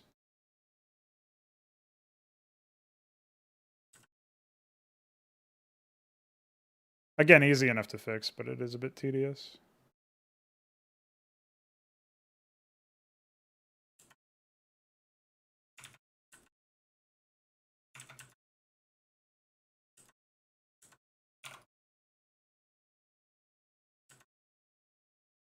While we're here, we'll do another pass after all of this is done so that we can completely finish everything and call it done. But if we're already editing a tile, it doesn't really make sense to leave that final pass for later. So that one's fine.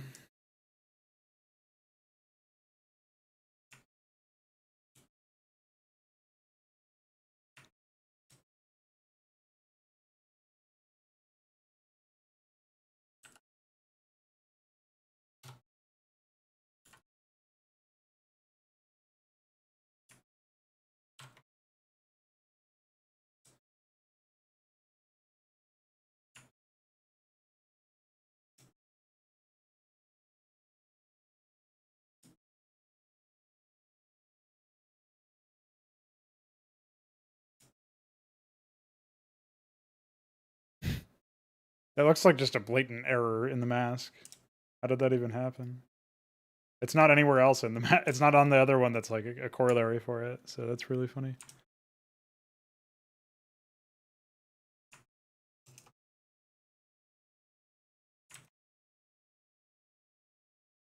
All right.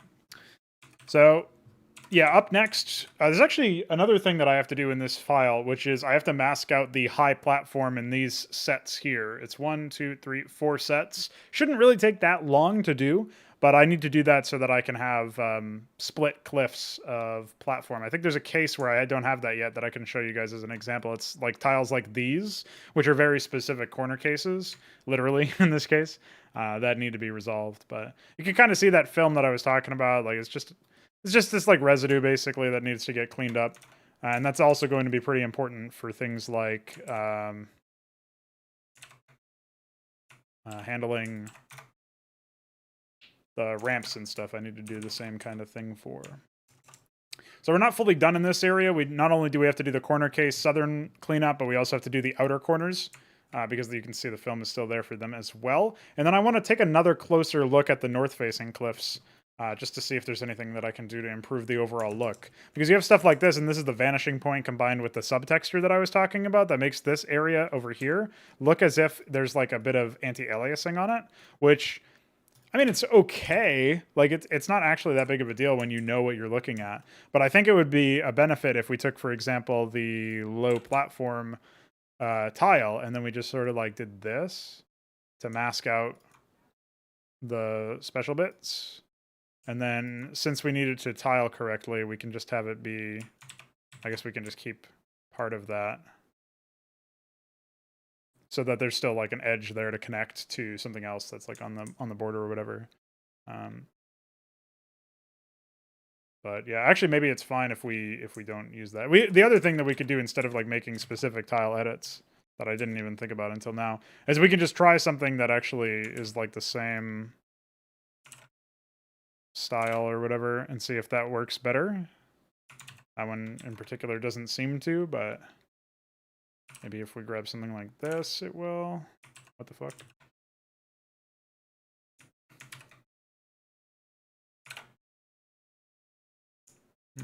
Not really. Yeah, it looks like pretty much all of them have very similarly placed vanishing points in that sense, or subtile texture things, or whatever. It's not even that big of a deal or distracting in all cases. Like this one actually looks like it's just a little bit of depth, but it's also like you can see a visual connection to something else. In this one, the visual connection isn't until over here, and like it just is a bit distracting at a glance. I would say that this one is also like somewhere in between, where it still looks kind of annoying up top, but down below on the bottom part of it is fine. This one seems fine, but it's very noisy visually, like it's very unique. The subtile, so we can't like use that for everything. And then this one I think is also fine. So realistically speaking, we just need to make edits for these two right here. And it's a very case-by-case basis thing that hopefully I'll be able to just quickly drum something up. It's notably not a problem on the other ones that face the other way because the angles don't coincide, right?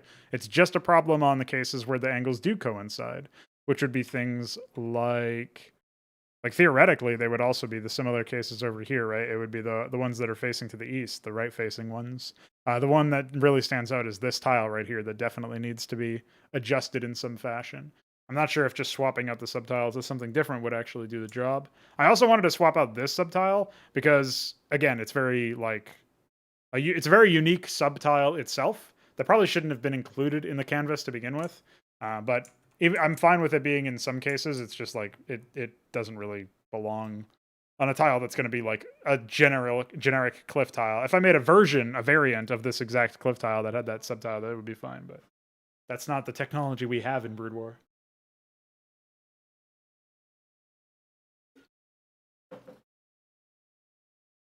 Anyway, I have to restart Photoshop. Nothing like the little distractions to throw you off kilter in the middle of your work. Who needs a who needs that feeling of getting in the zone of really getting into flow state? Who needs that feeling anyway?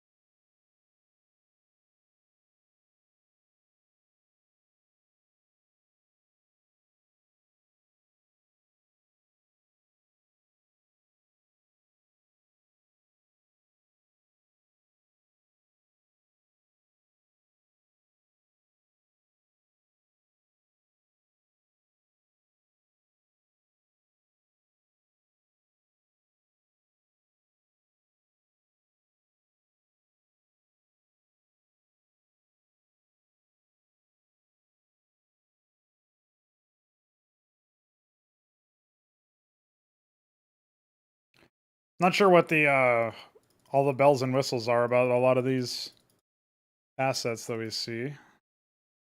Always did interest me what might be going on here.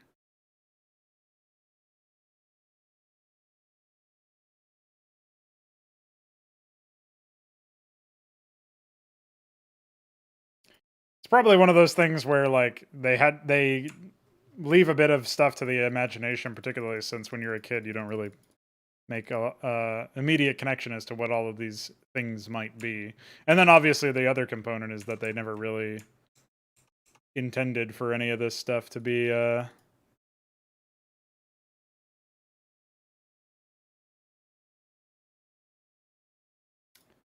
taken massively seriously. You to debate the utility of certain aspects.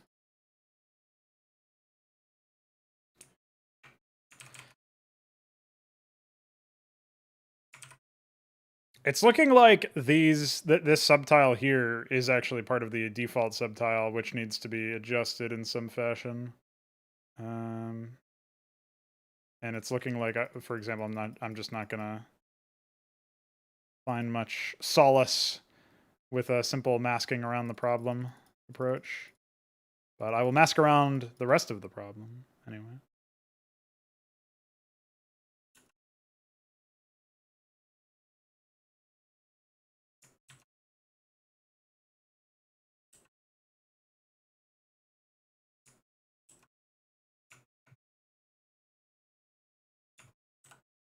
And I will come back to that one when I can stand to sit here and wait for Photoshop to do basic things that I ask it to do.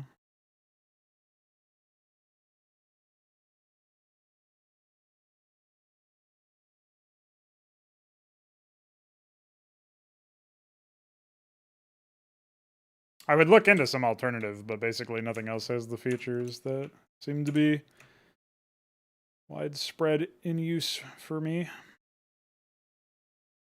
It's mostly related to scripting stuff though, so maybe it could be translated to some other tool that has that support.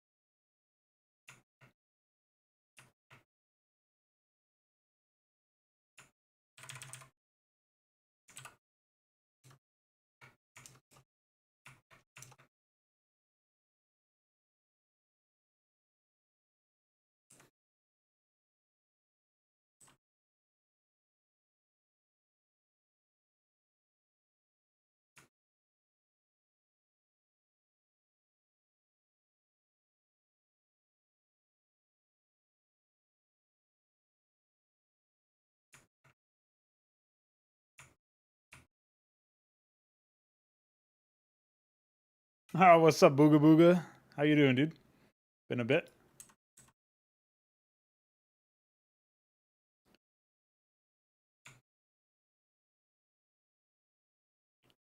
It's too bad the remastered art style is a total farce, huh? Because it would actually have been nice to be able to use some of that stuff.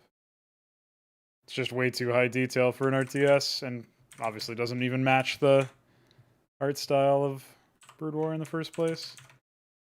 All right, let's go ahead and relaunch this.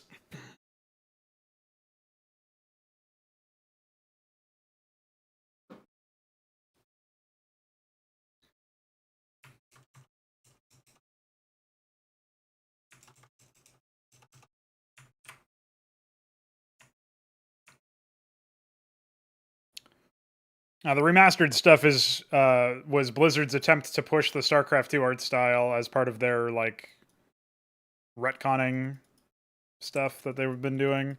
Like if you look into the Warcraft 3 Reforged stuff, is basically the same thing. They retconned in a lot of the, well, I say retconned, but they changed the art style to better match World of Warcraft, and they did the same thing in remastered for Brood War. All the portraits are like that. Terrain seems like a little less offensive, but it's still too high detail for what you need for readability, which is why there's so many readability issues with that. I probably need to add a bit of shading to this one to make it sell a bit better, especially since I have had to mask out so many details.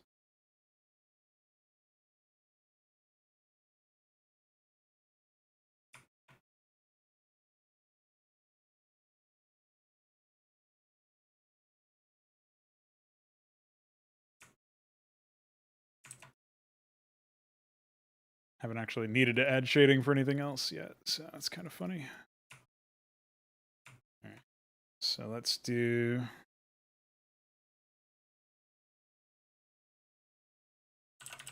all this shading.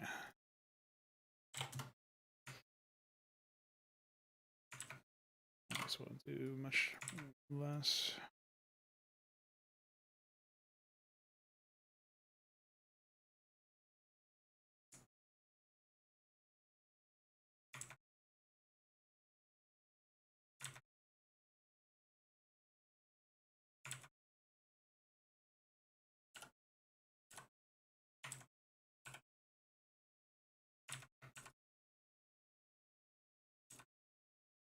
The other thing we can obviously do here is enable plating to see how that looks, because that'll give us a bit of a sharper contrast, and that tells me we need a lot more shading overall.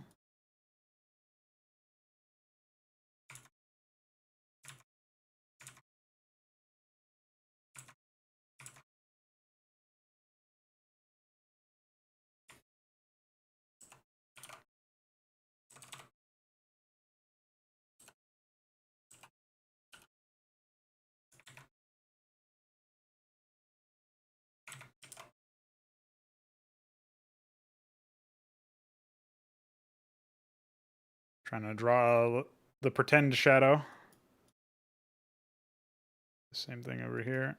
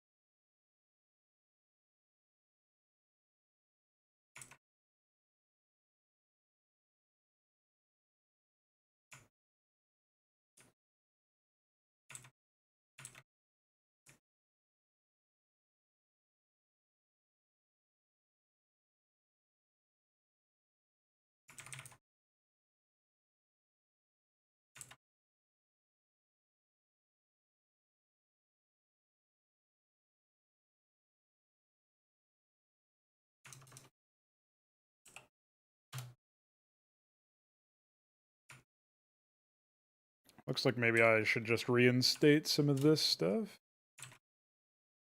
Yeah, this looks like this is what it was.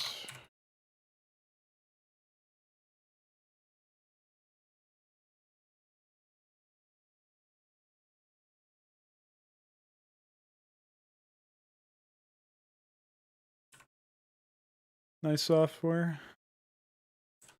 How do you make an image processor like this bad anyway?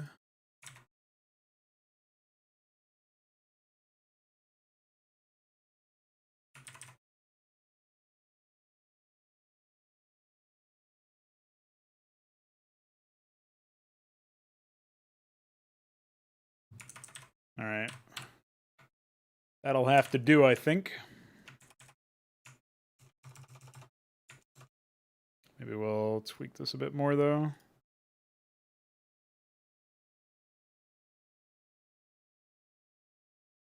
Does look a bit weak.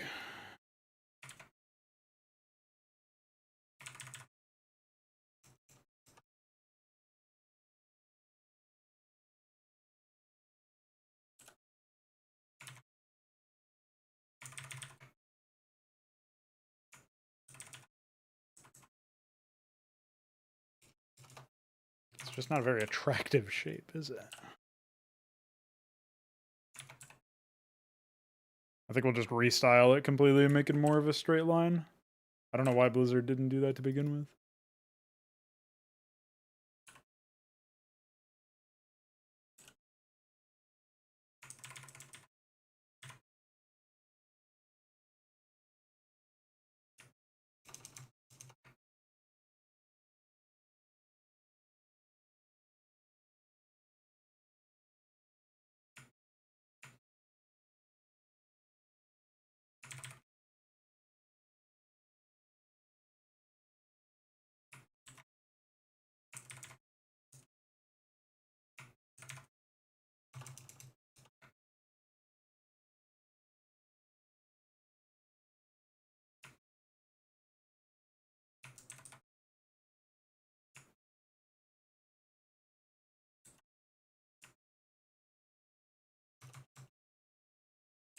This is why it's important to always have like these contrasting tiles that you can use as a preview. Otherwise, you'd miss out on all of this stuff where there's like these ugly bits of stuff that escaped you the first time.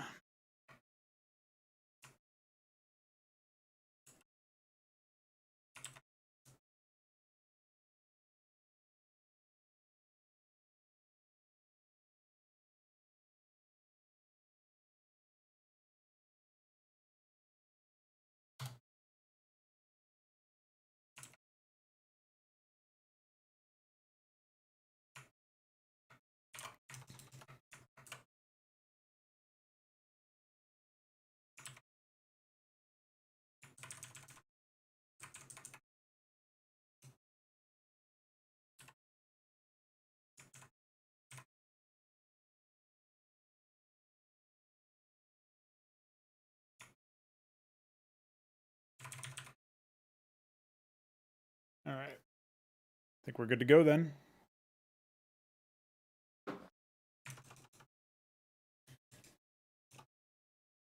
Maybe not.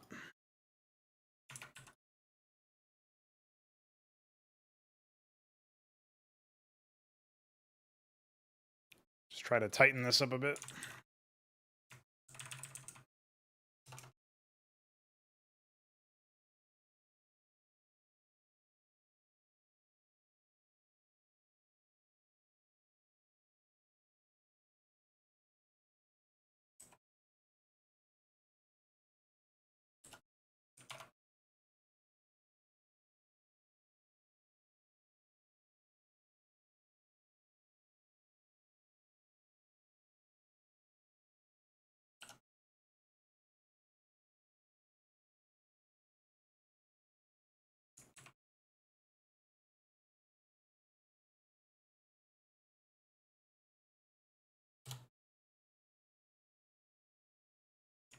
All right.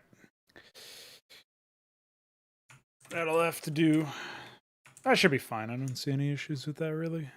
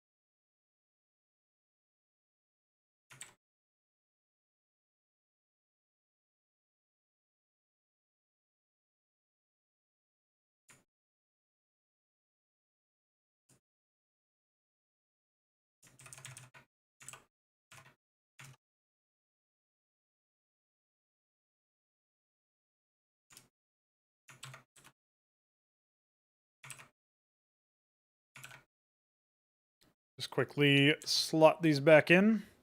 Another thing that I noticed about one of the plating tiles, but curiously I didn't see this in the low platform one, is that it seems like the alignment is off. But that might just be because the low platform one is darker, so it kind of makes up the difference.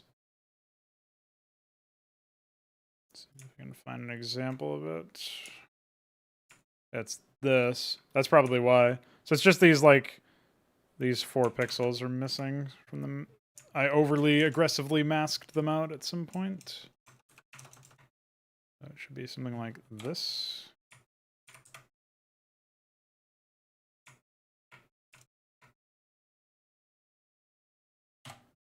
And that should fix that easily enough. I am not sure if the same rule is applying here. Yeah, there's 3 pixels that are missing there. Also easy to fix. It's actually much easier to, I mean, they're both easy in this example, but it's much easier to restore pixels than it is to delete them. Okay. Again, we'll go ahead and save and relaunch because our history is too big again.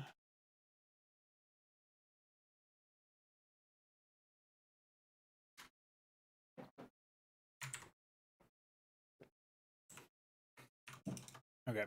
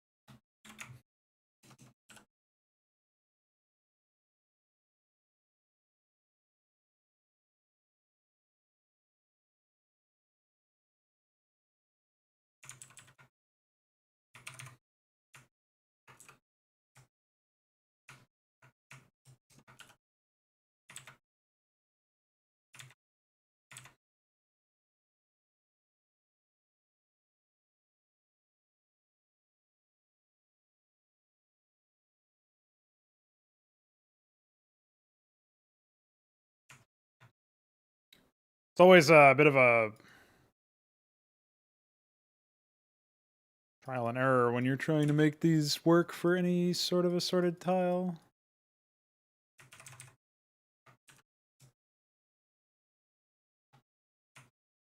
That's why when you're previewing this stuff with multiple ones, you get such a different experience looking at them, depending on where you are, what you're trying to change.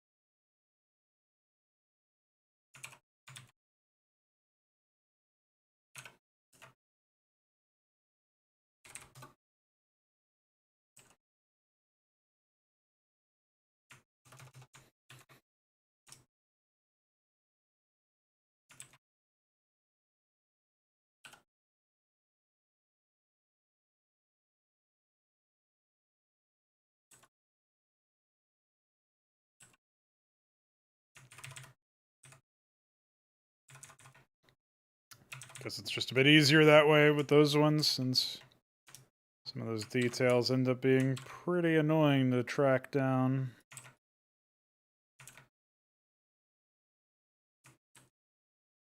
I mean, you saw there, alignment by itself is pretty difficult, so...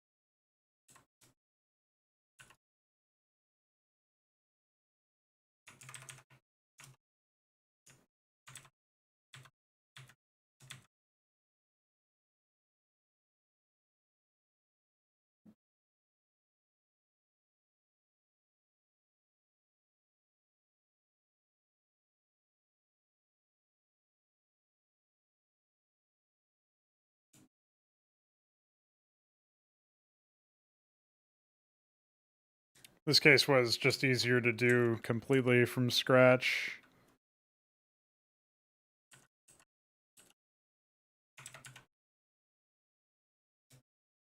At least in that department.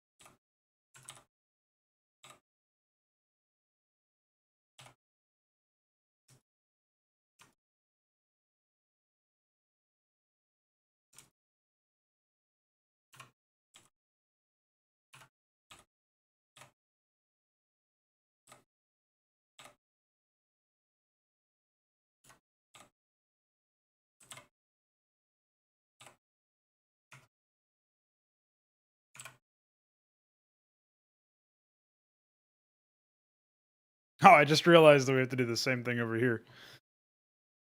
That's an oops. I'll prepare the shading anyway.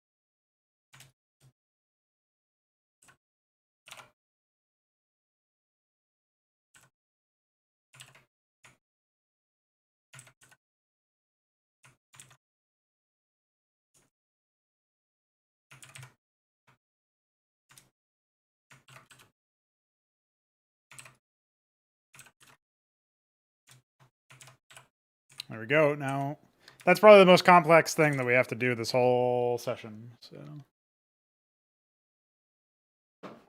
that's good.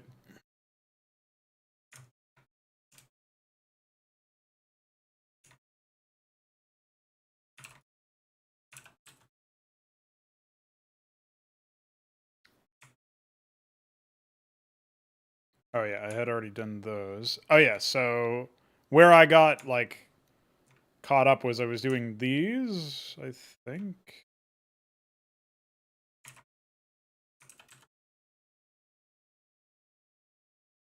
And wait, where was I though? I guess somehow I got sidetracked and found this, which makes me think I was probably doing this. Yeah. And I guess that means I already did this one as an update. Okay. That's fine. That means we pick up here.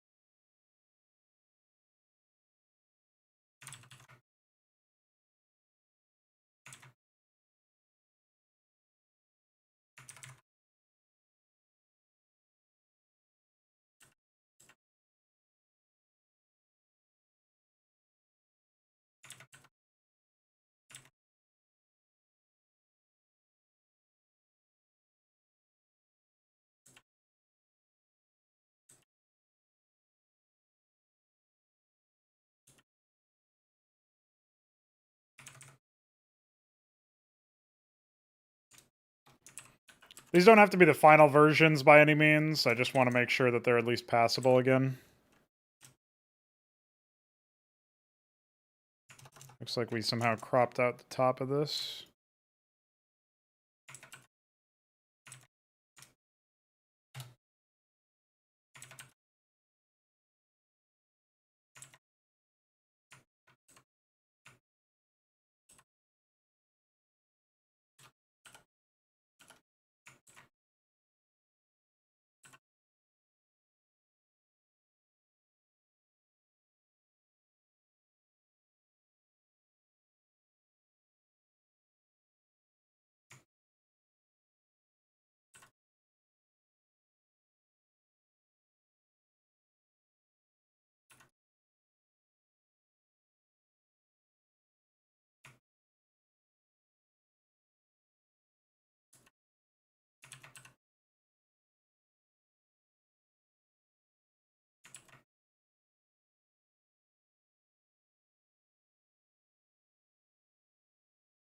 Okay.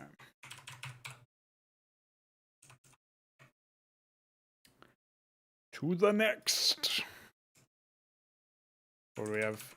We got 2 more sets of this, and then I think after that we'll move back up to the top to make sure that everything's good there. Yeah, I don't know. We'll see where we are after that, I guess.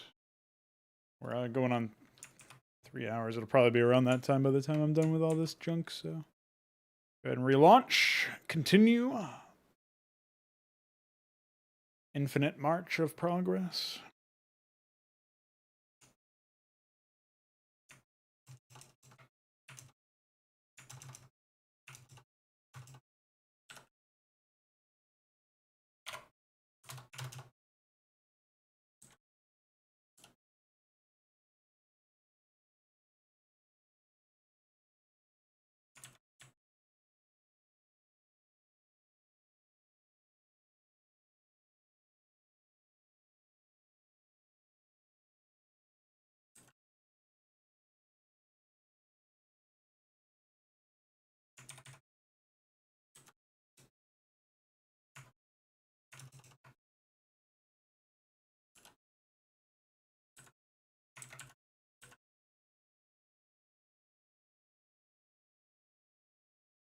This one looks mostly good, actually. Just need a little bit of there.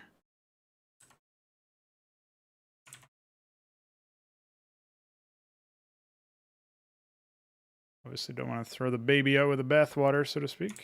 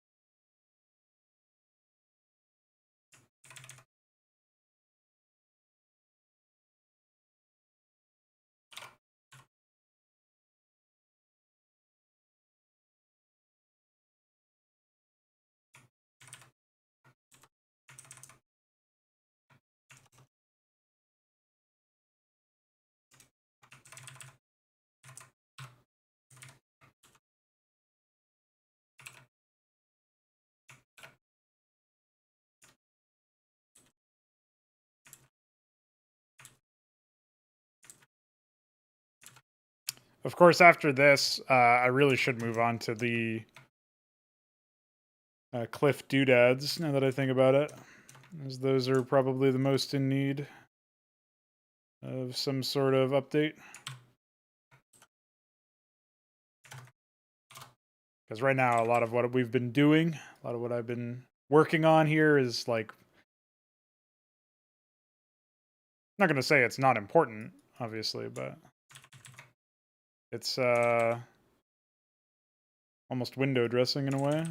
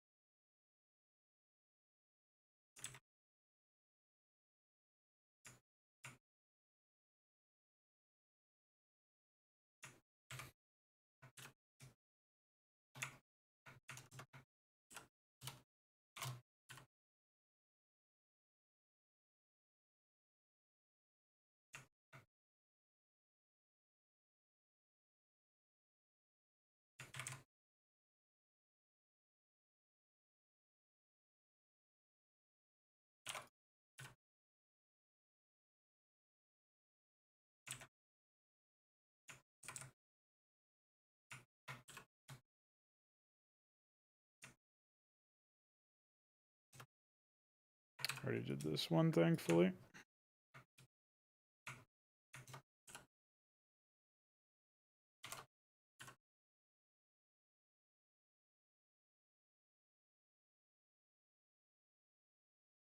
That's the real fun of doing a little bit of work out of order, is that when you get to a part where you already did and you weren't expecting it, you're like, oh, nice. Don't have to do that. Delayed gratification. Delayed dogification. Unfortunately, it's not really delayed, is it? It's happening right now.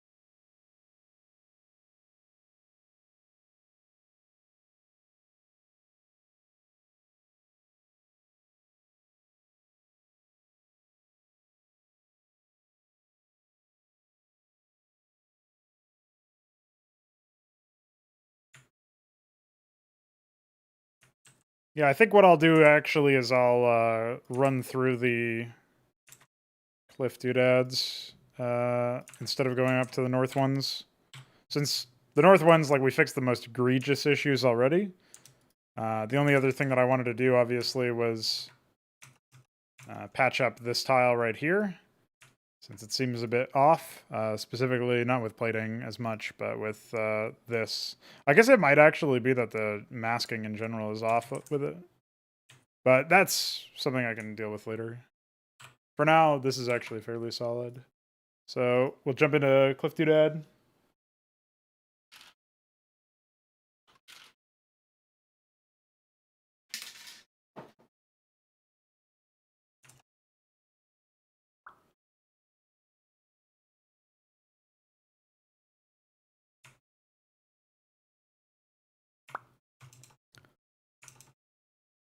Now, same thing here, really. I think this is pretty, in retrospect, this is pretty obviously the original high platform tile, or platform tile. So we can just get rid of that.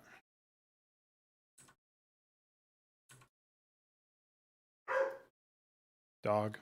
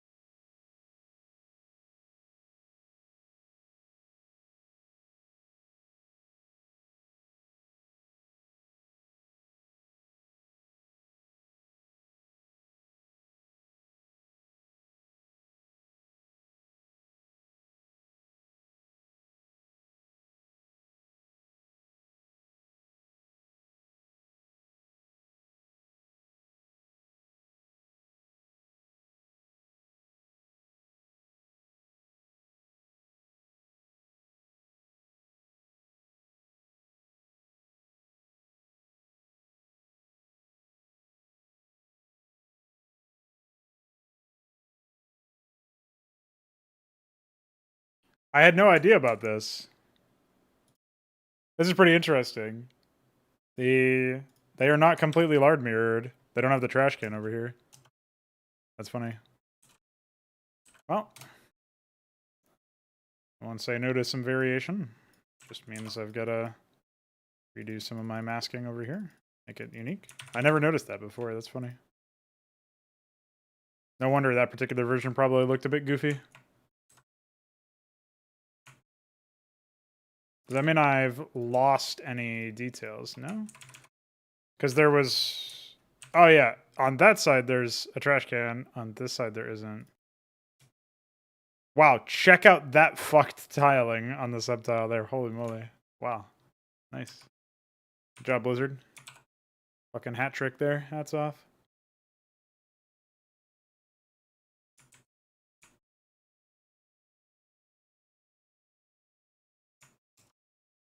I actually think the stairs came out fine overall. The one thing I'll change is the masking over here. Just make this a bit more withdrawn.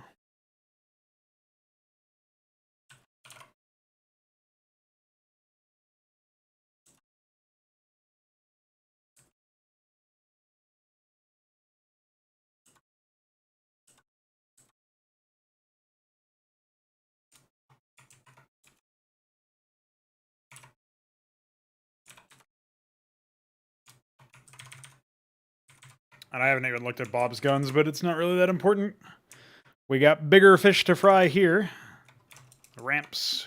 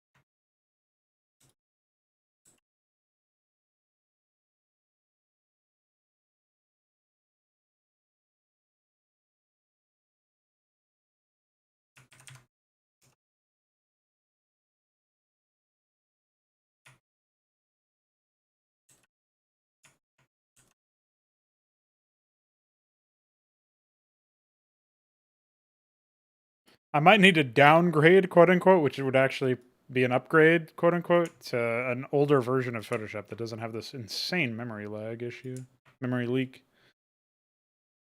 It is quite debilitating when you're trying to do work a lot without restarting the program.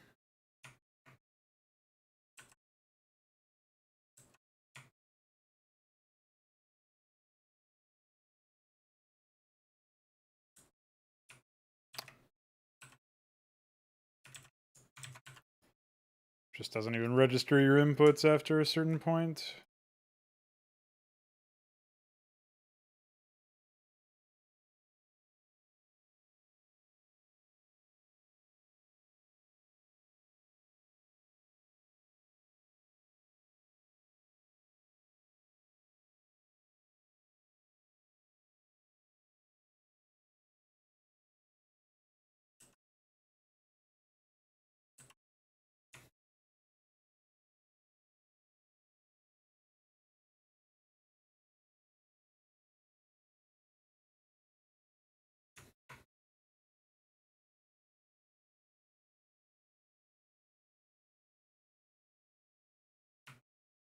Oh yeah, Jesus. Over here especially needs some work.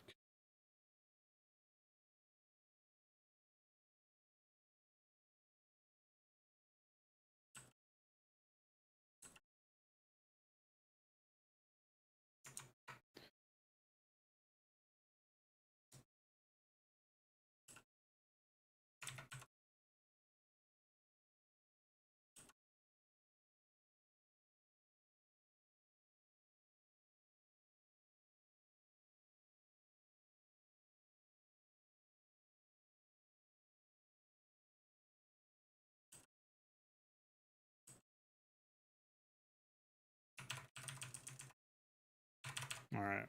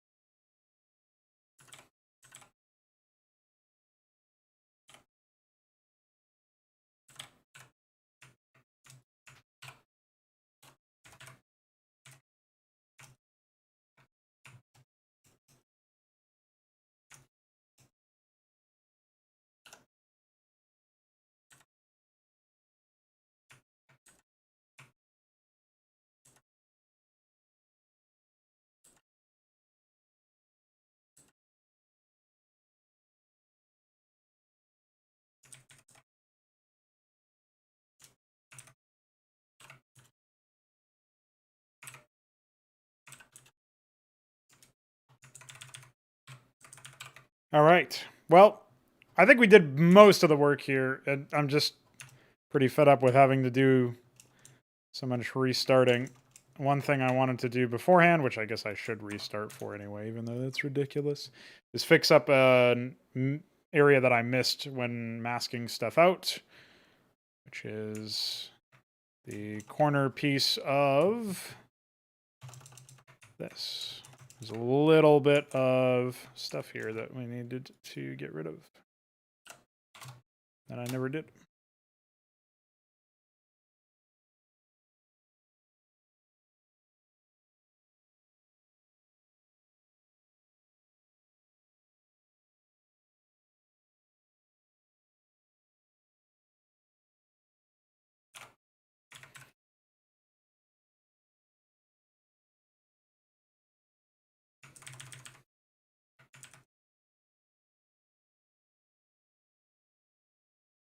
Oh, I see what happened here.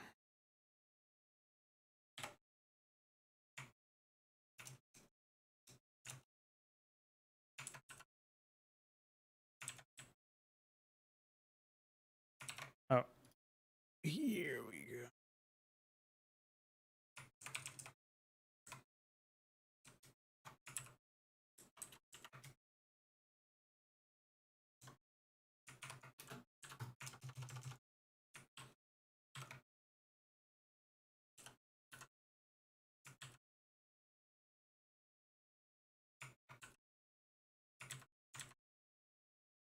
fuck? No, whatever.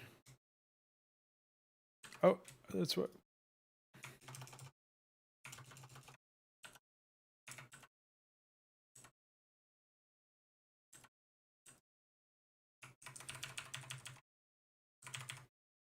Tweak the shadows on that a little bit. And then I guess we can do the cleanup crew run over here.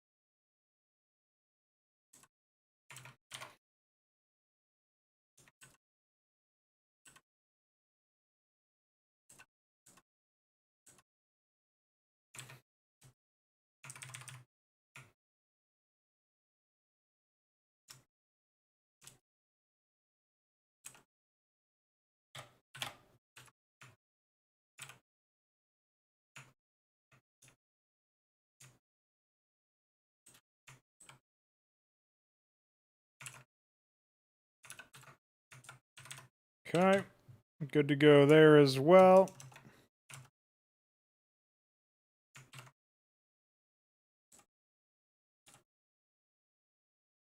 Really don't know how this happened. This is probably another one of those things where Photoshop accidentally cucked me when it was lagging or something. Or it could just be me making a mistake, but nah, that would never happen.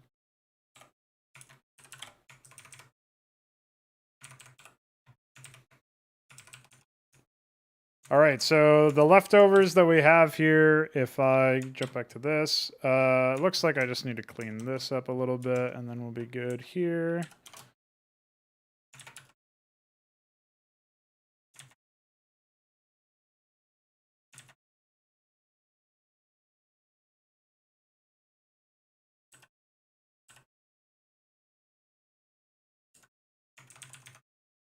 Should be fine.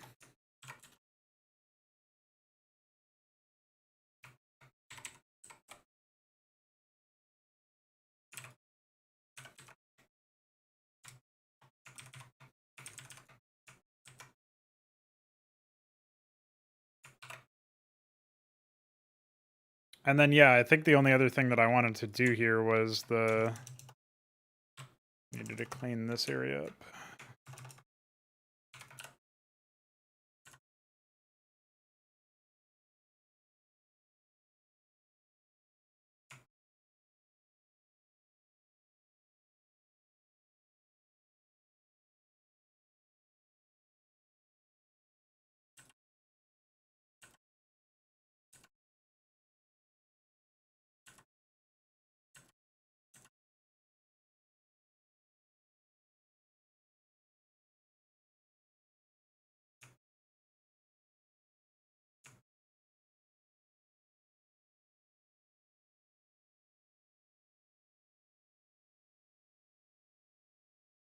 I don't know what this is normally. Now I have no idea. We can just get rid of the major parts, I suppose. Keep the shadow.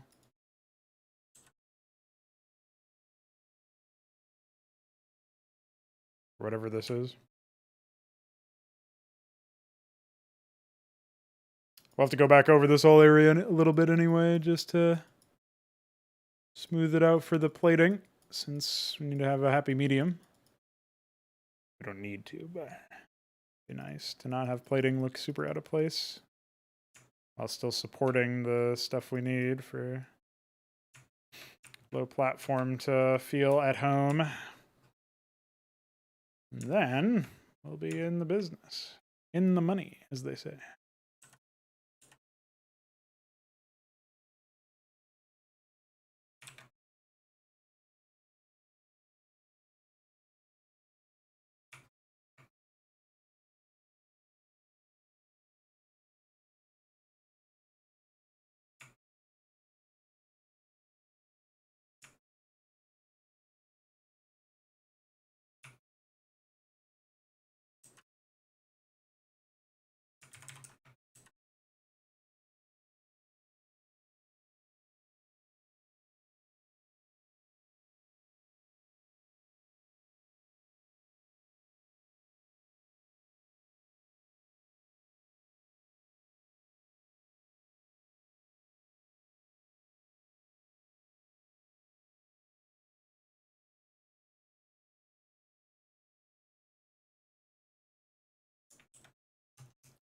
A bit more complex than I thought it might be.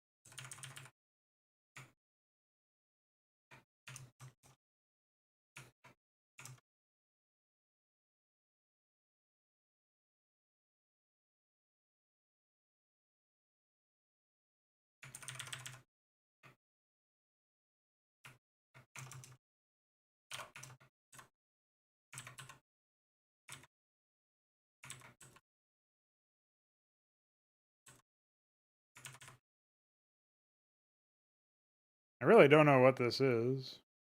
Maybe it's better to just get rid of it altogether, to be honest. I guess it's supposed to be some shadow, but...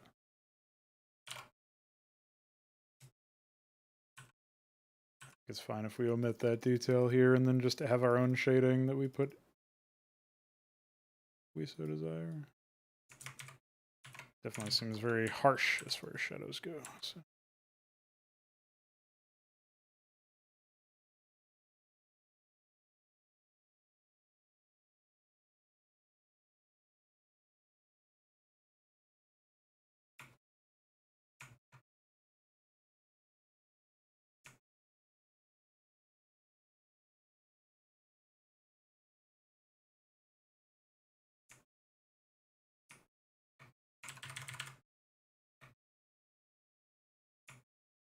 Yeah, to be honest, I think this mostly works for both. So, guess that's what we'll do.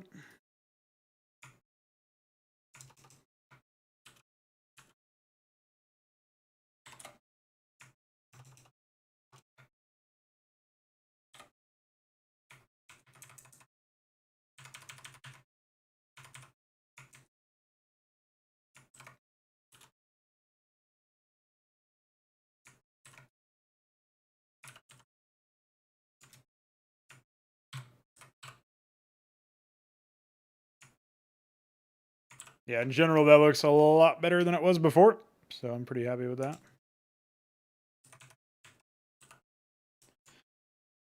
I guess the only other thing that I didn't touch earlier was this, but it honestly doesn't really look that bad. It mostly just needs some depth, I think, to make it a little bit more grounded, which I can do later. Yeah, that's pretty much it. I didn't get a chance to plug them in, but at least we will have them fixed. And the other thing that I didn't get a chance to do is fix a subtile issue. I guess I should do that anyway, because it's pretty easy. Basically, something that I didn't consider was the subtile here. Actually needs to be offset. It needs to be the edge of that tile.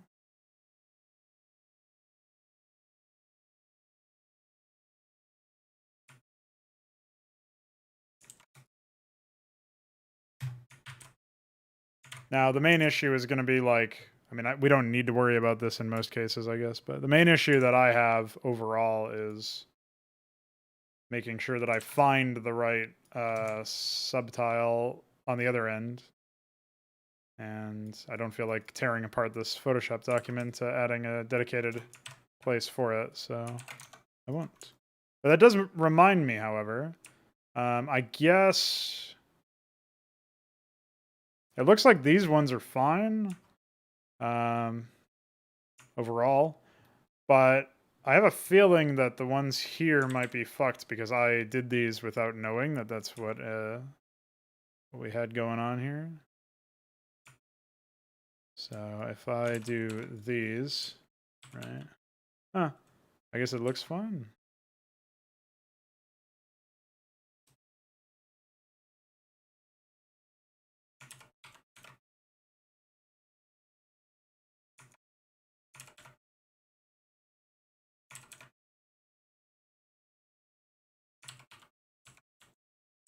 Yeah, I guess that one is fine. So, don't know why or how I fucked those ones up. Because you can see it in action here where the subtile is actually out of alignment and it should be like this or whatever.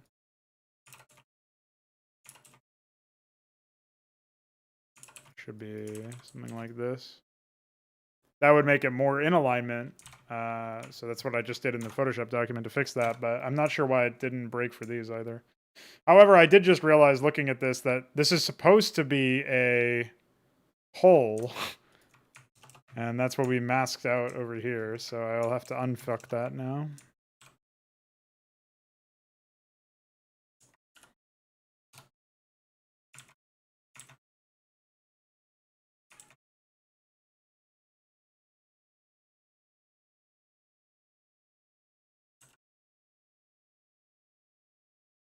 I don't know if I could really make that work very well with plating, but I'll try. It's basically like, as you can see here, it's like a little crevice looking thing. It's just that the contrast is pretty big between these two tiles. So I think what I need is like a depth layer that I use to get through it.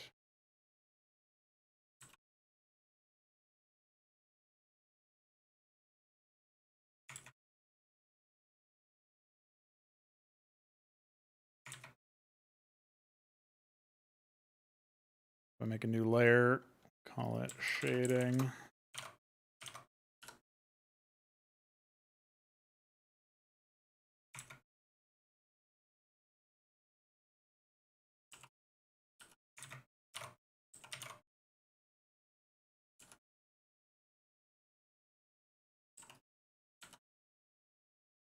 And I'll have to copy this layer over and flip it.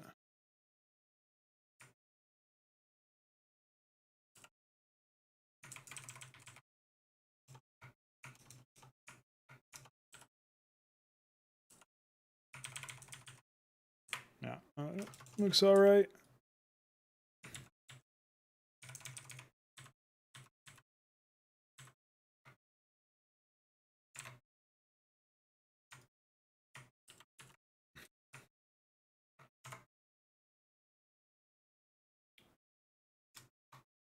Let's go ahead and grab this. What's up, Lucy? Came in just in time to see me.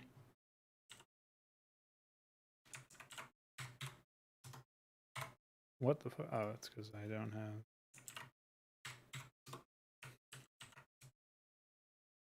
Some junk.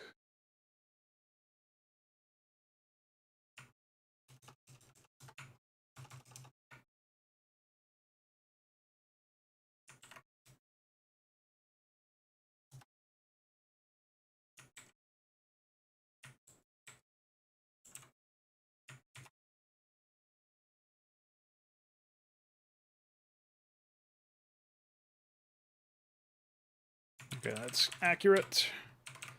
All right, now we should be good. Kind of weird that it has this more jagged shape in our version. I think that's because... Actually, I have no idea why that's like that. I guess it's just something I masked out from the default. Like if I go look at the normal one. Yeah, it actually has it in the normal one, but I masked it out of the plating one, I guess, just to make the shape simpler, perhaps. I'm not sure why. Either way, we fixed it. It's in. It's polished, bro. Polished. All right. I am going to take a break, take a walk, stretch my legs, get some exercise, all that good shit. I encourage you guys to do the same. I will be back probably tomorrow with another stream where we work some more on polishing some stuff up. So prepare for then. And I will see you 3.